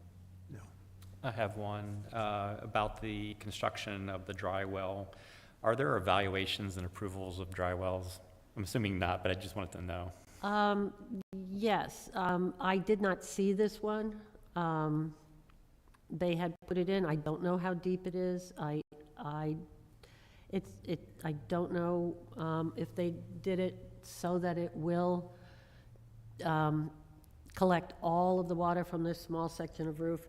It's really just a small section in the back. All the other water is piped away from either property, as far as I've been told. Thank you. And I've seen the piping. I don't know how deep the well is, but it's only supposed to collect that roof, not the whole backyard. I do. One quick question, please. With the elevation certificates in our packet, are they at time of completion? Yes. Both of them? It has a box here somewhere. There. Both of them in section C. I missed that? Oops. Oh, yeah, there Finished it is. construction. Yeah, I'm sorry. No, that's all right. Forgive me, Susan. Thank you. We would like to call the town engineer.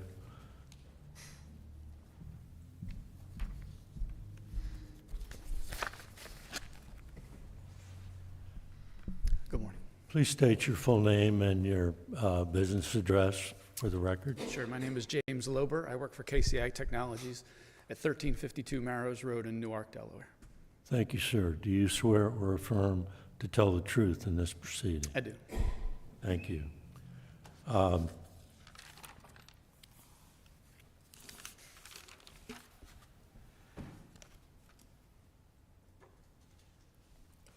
You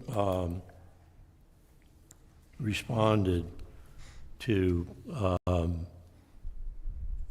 Susan's request for assistance through several emails, which we have been provided and have reviewed. You mentioned in one of those that you've been working with Bethany, I guess, since 2012, Yes, sir. and that you also work for a number of other towns Yes, in Sussex County. Is that correct? yes, sir. Do any of those other towns have the sort of high groundwater elevations that we experience here in Bethany? Yes, sir. What, do you mind telling us what those towns are? Sure, no, we work historically with Rehoboth, with Ocean View, and also with Sussex County in general. Okay. Do you encounter drainage issues frequently? Yes, sir. Do you typically evaluate the grading of new house construction? Yes, sir.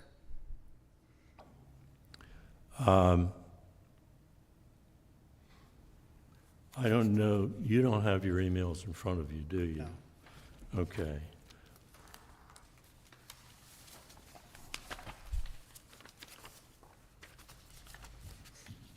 I'm going to read to you from your comments, which you provided by interlineation in an email from the brothers Yes, sir. to Susan. I believe you were asked to review that, and you did, and you typed your comments in a different color.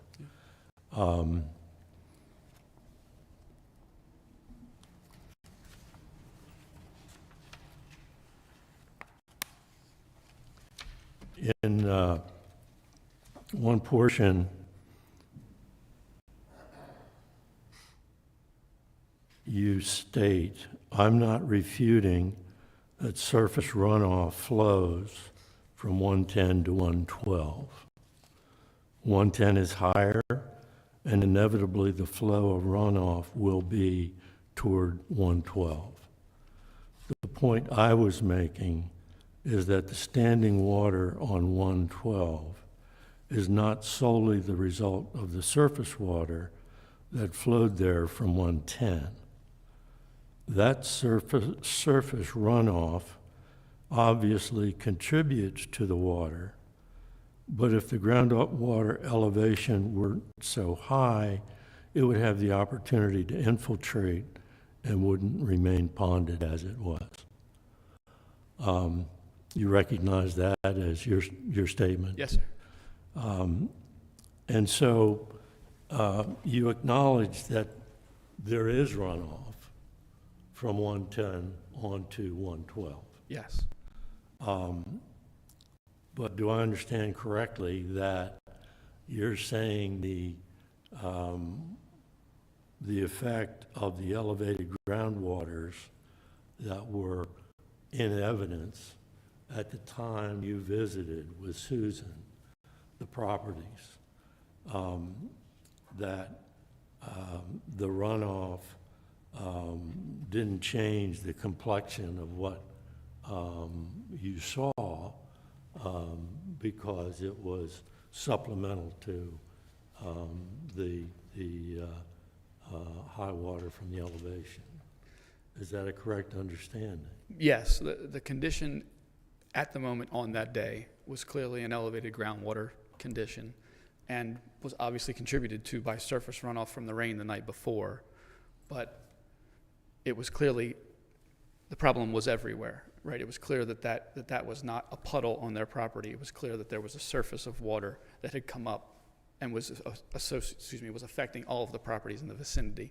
And it just was visible on their property because it was lower, and therefore it was just a water surface as opposed to a saturated ground condition. And that's why you lifted the sod to see what the condition was on 110. Correct.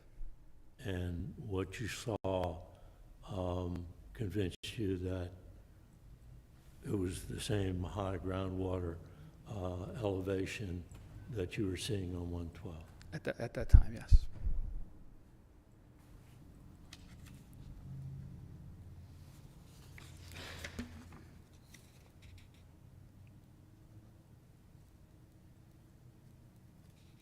At another point, Mr. Brothers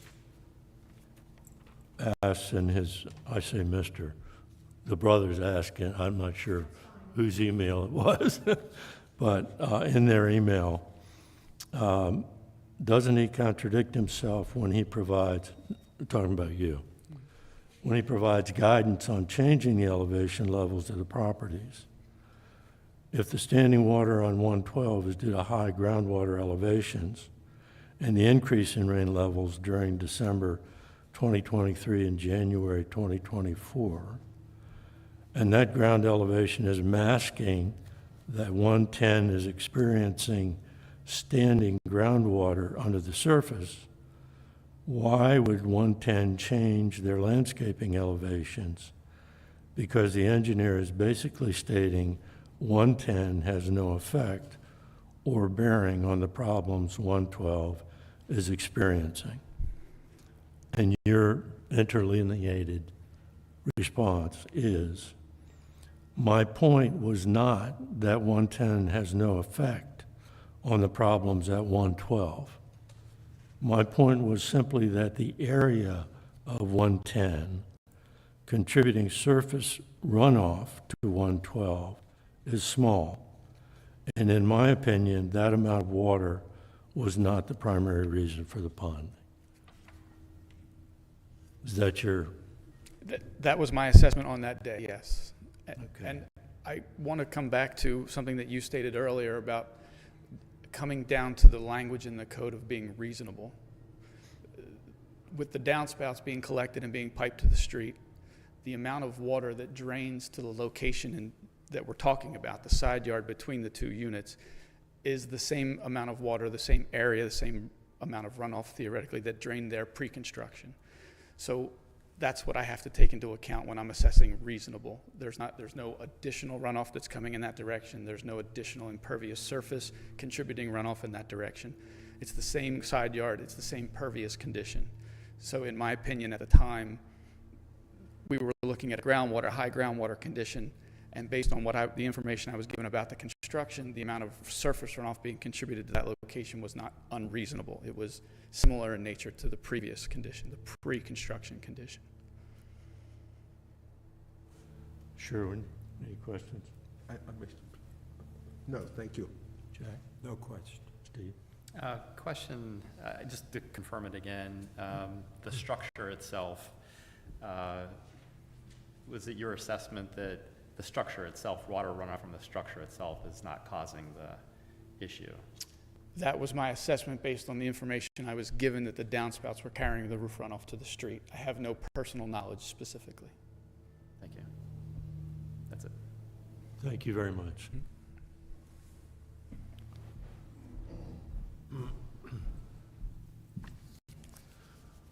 Mr. Brothers, do you have any rebuttal you would like to offer to anything you've just heard? Sure, thank you again. I was remiss in, again, one, thanking Susan throughout this process. This has been a process of a year and some months, and she has been very helpful, provided us all kinds of guidance.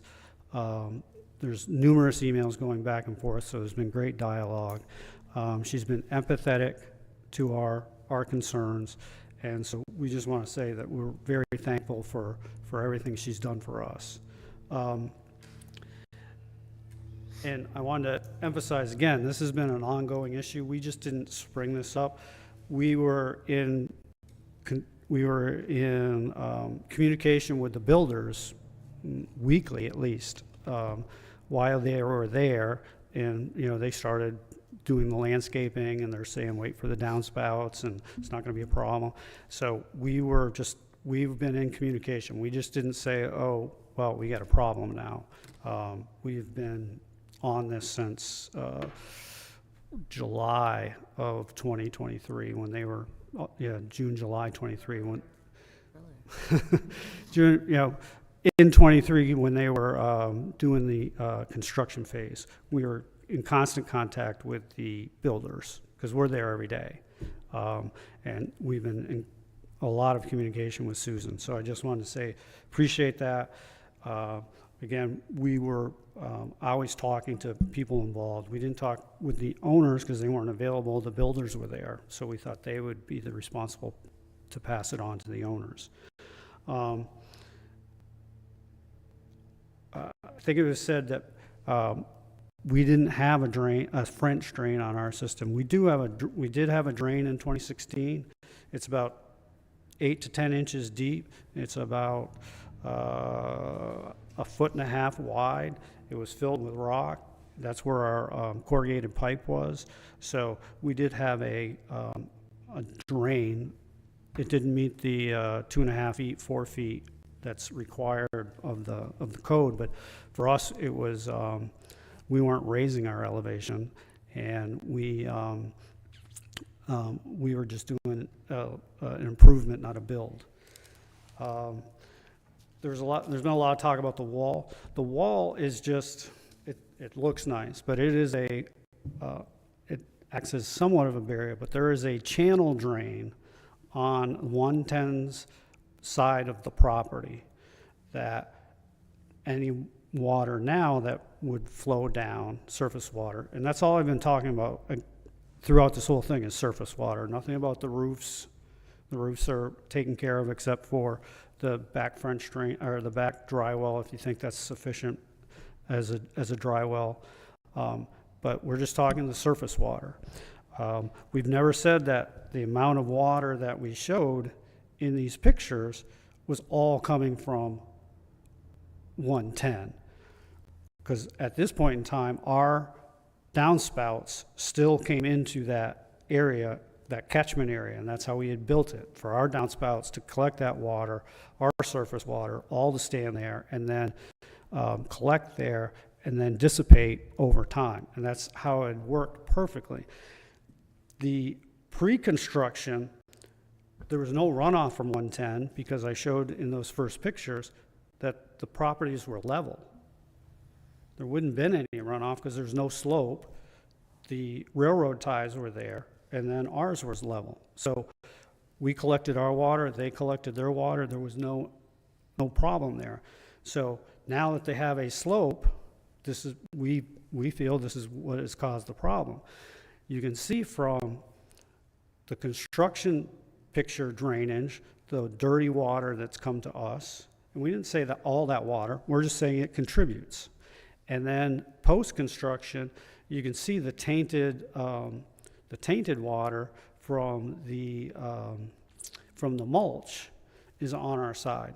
Well, the only way that that's going to get there, tainted water, is for surface runoff, and that's all we've been talking about, is surface runoff onto us and causing issues.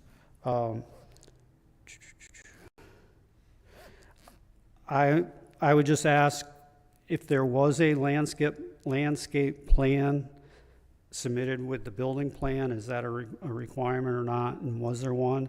And was it ever evaluated against post landscaping? You know, now that they, you know, like I get my cert, but if I then bring in more dirt or more fill and make a higher thing, you know, that's all I would ask is has there been a landscape plan, and if it was it evaluated from pre-construction to what was actually even post-construction? Not, I mean,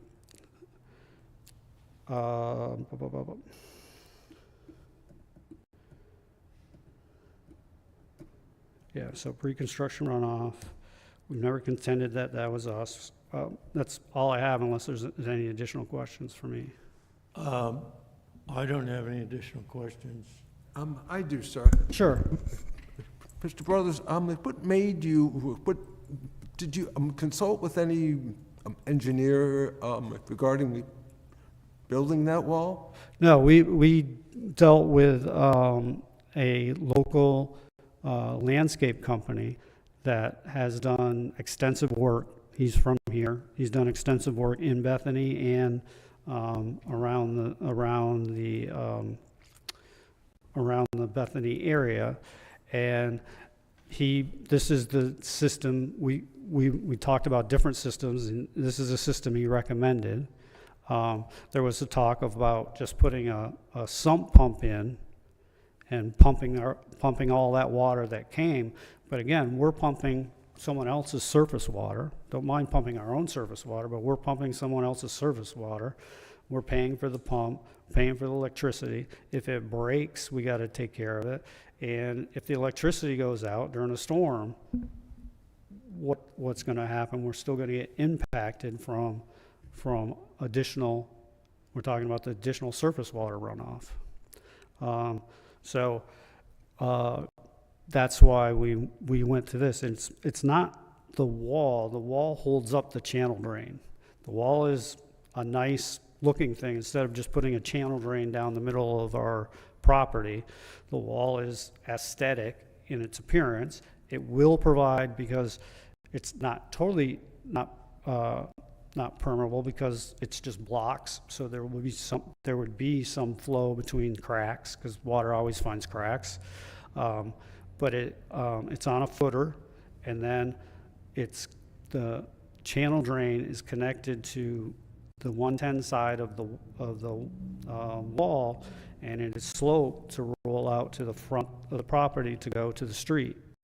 So it's the channel drain that it would help us mitigate the water from 110.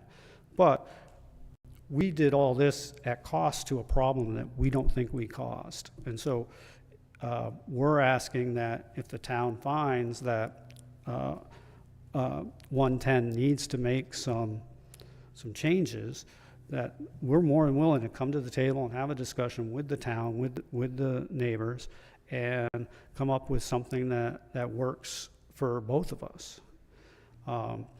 But that said, we feel they need to do something on their end, whether just because we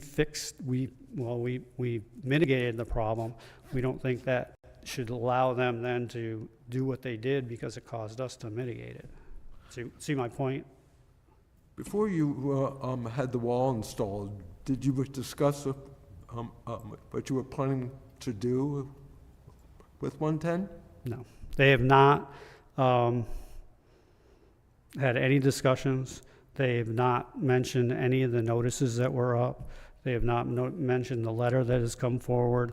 They've not mentioned, they've never said, oh, you seem like you got a lot of water over there.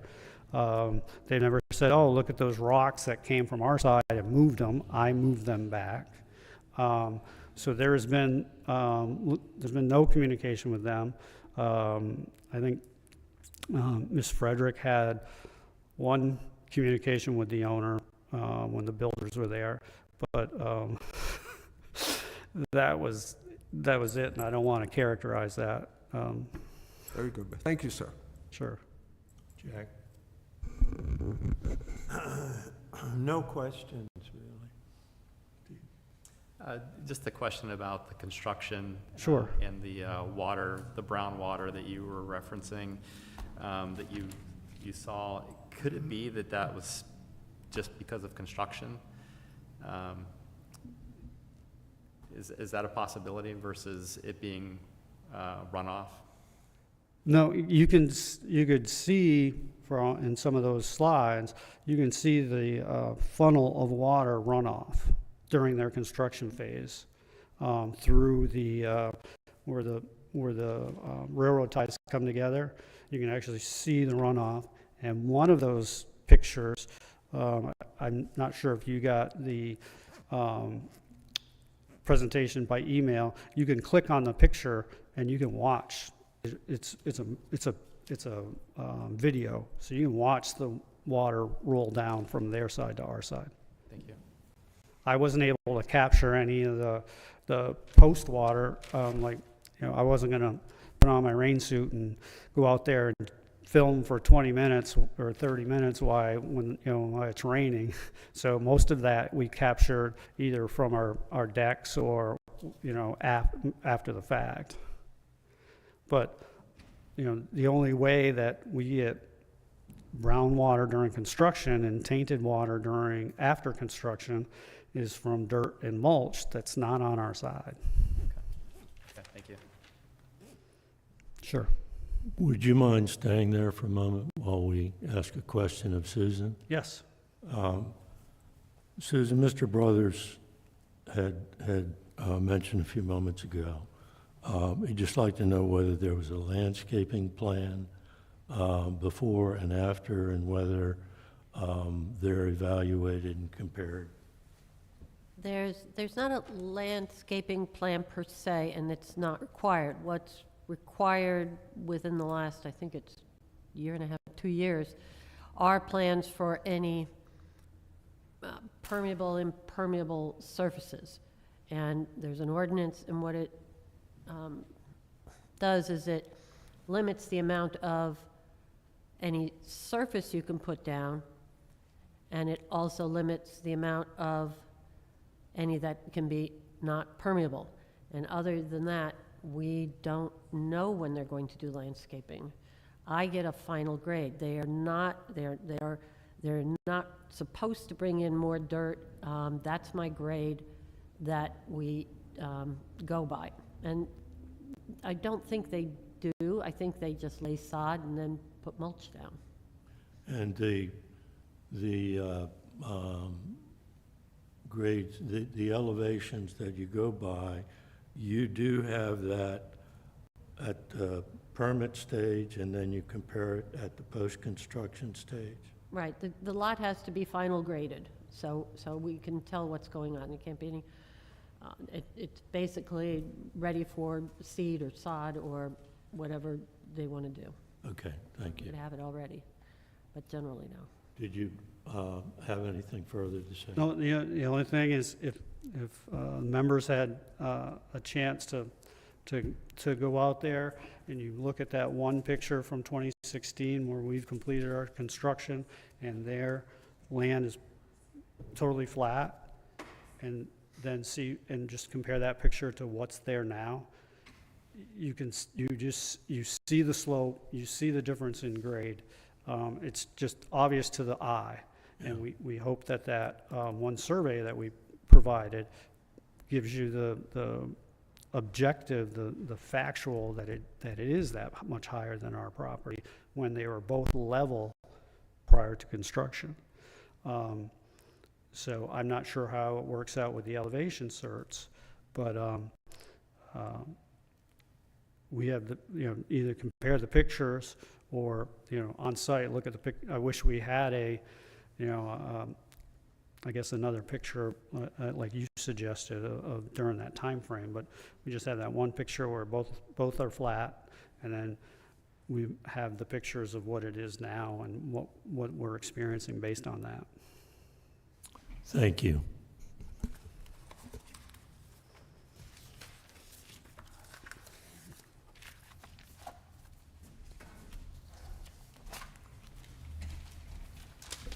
So we've reached the deliberation phase of this hearing.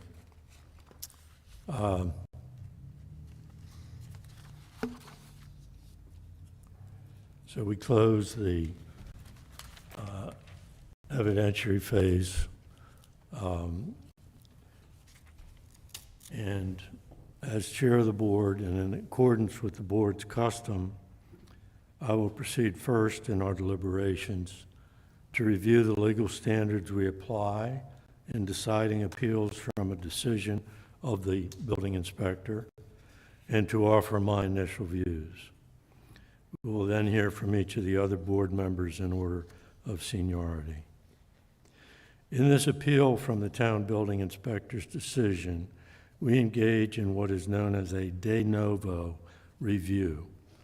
Under this standard, the board considers the evidence presented anew without regard to the decision of the town inspector.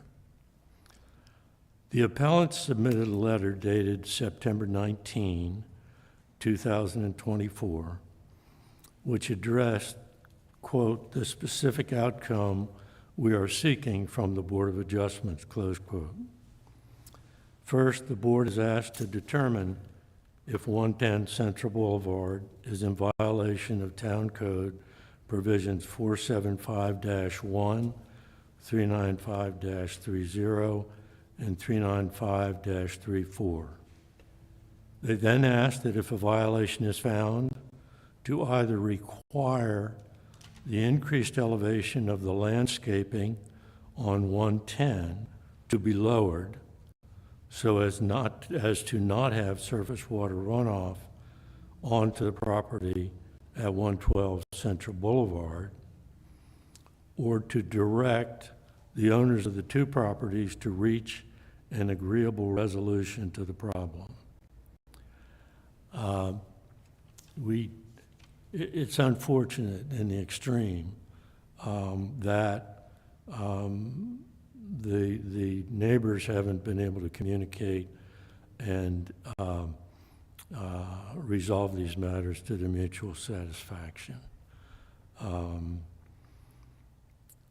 But what we are faced with is, first, it seems to me, the evidence is undisputed that there has been surface water runoff from 110 Central to 112 Central.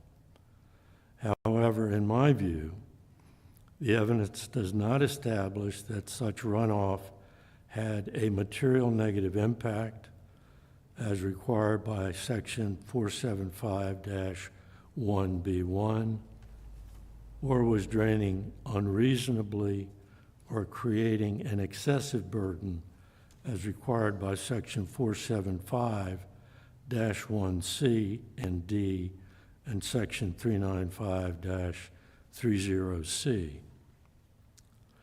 The correspondence in the record, as further confirmed by Mr. Lober's testimony at this hearing, demonstrates that Mr. Lobel acknowledges that there is runoff from 110 to 112. As to whether the impact of that runoff from 110 to 112 was materially negative or unreasonable or creating an excessive burden, Mr. Bolden expressed the following conclusion in his May 21, 2024 email to Susan Frederick. Quote, "It is my opinion that high tide, combined with the rainfall event the night before and the higher than normal groundwater elevation, is the cause of the standing water. I believe the elevation difference from the side yard on 112 to the side yard on 110 is masking the same condition below the surface on 110. I don't believe the water is due to surface runoff from 110 to 112, close quote. His statement about the standing water on 110 as well as 112 is confirmed by Susan Frederick's report that during their joint visit to the site on May 16, Mr. Bolden, quote, pulled up a section of recently laid sod on 110 Central Boulevard to show that the water was just as high on that side, but the sod was covering it, close quote.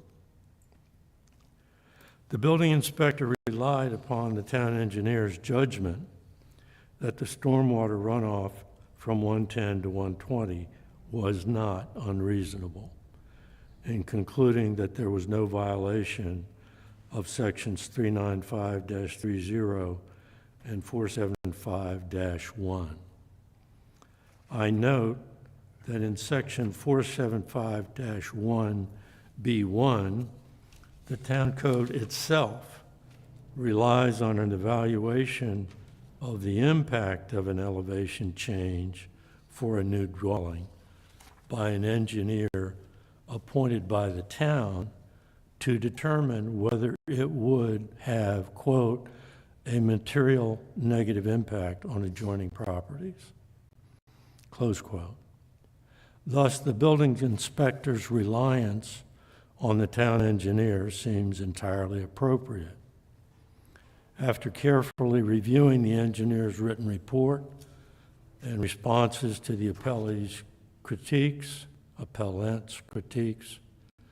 and assessing his testimony in this hearing, I conclude that it is also appropriate for this board to rely on the engineer's opinion. Other evidence that I consider significant includes, one, the fact that the appellants removed several inches of stone and a drain from their east side yard that was supposed to draw water to the rear yard.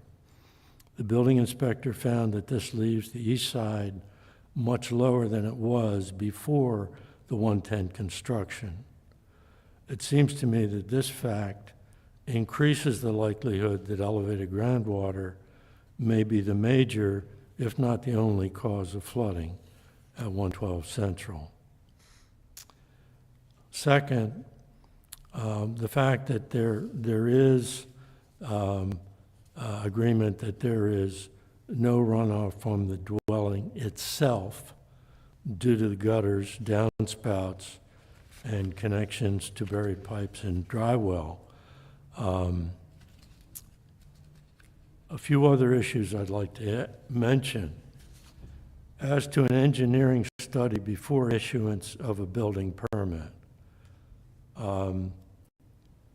it is uncontested that no such study was conducted.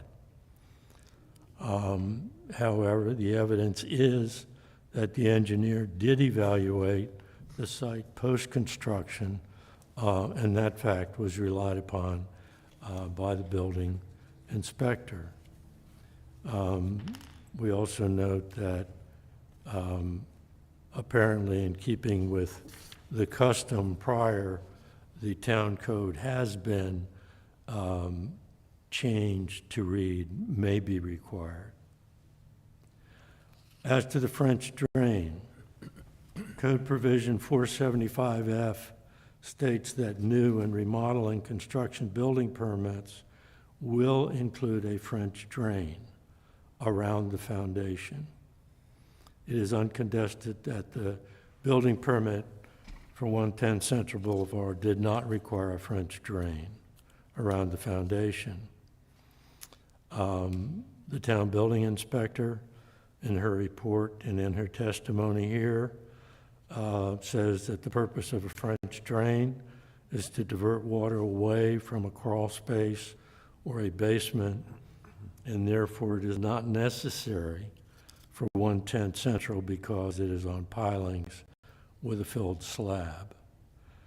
I would also note that Code Section 395-34 specifies that a building permit must include, quote, 2 or more of the following described techniques, those being 1, a French drain, 2, diversion of water from downspouts to a dry well, and 3, connection of downspouts to perforated plastic pipe buried in the lawn. This provision, to me, seems to create some ambiguity about whether the code viewed French drains as necessary in all situations. If French drains were intended to be required for all new builds, it would seem that 395-34 would require not 2 out of the 3 techniques, but French drains in all cases, along with 1 of the other 2 techniques. In any event, it is clear that 110 Central did include 2 of the 3 techniques. I want to address briefly material changes to 112 Central. After this hearing had been scheduled, we became aware that the applicants had constructed a new wall at the east side of their east side yard.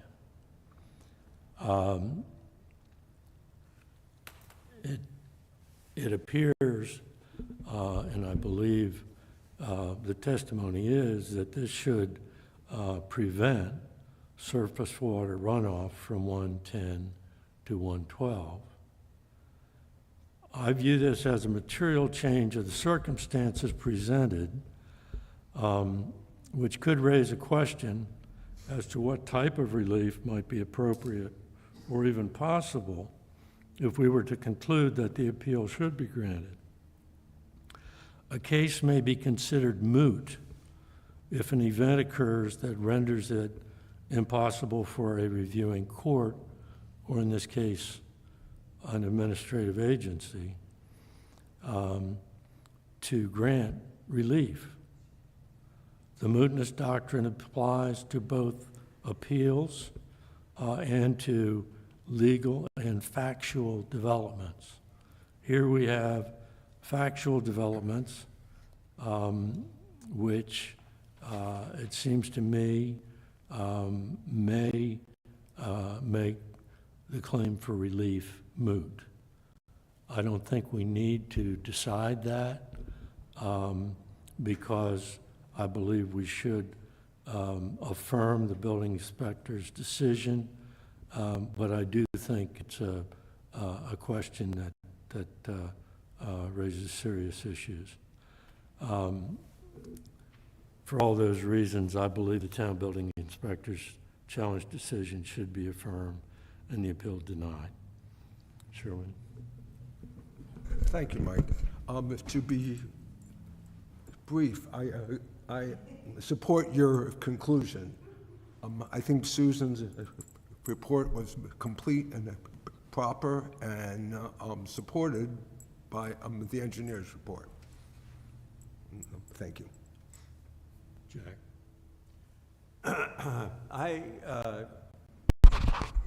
I also agree with the chairman's summary of the thing.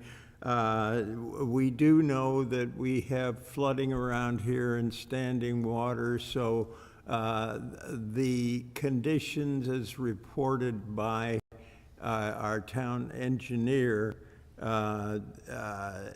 seem very feasible, especially when you think of the flooding in the town, in my area, I know, which has gone under the house, let alone come near the house in the backyard. So I totally agree with what was noted by the chairman. Steve? Thank you. Based on the evidence today, I conclude that there were not violations of sections 39530 and 39534 or chapters 475. And I do agree to deny the appeal. Thank you. Okay, could I have a motion on the appeal?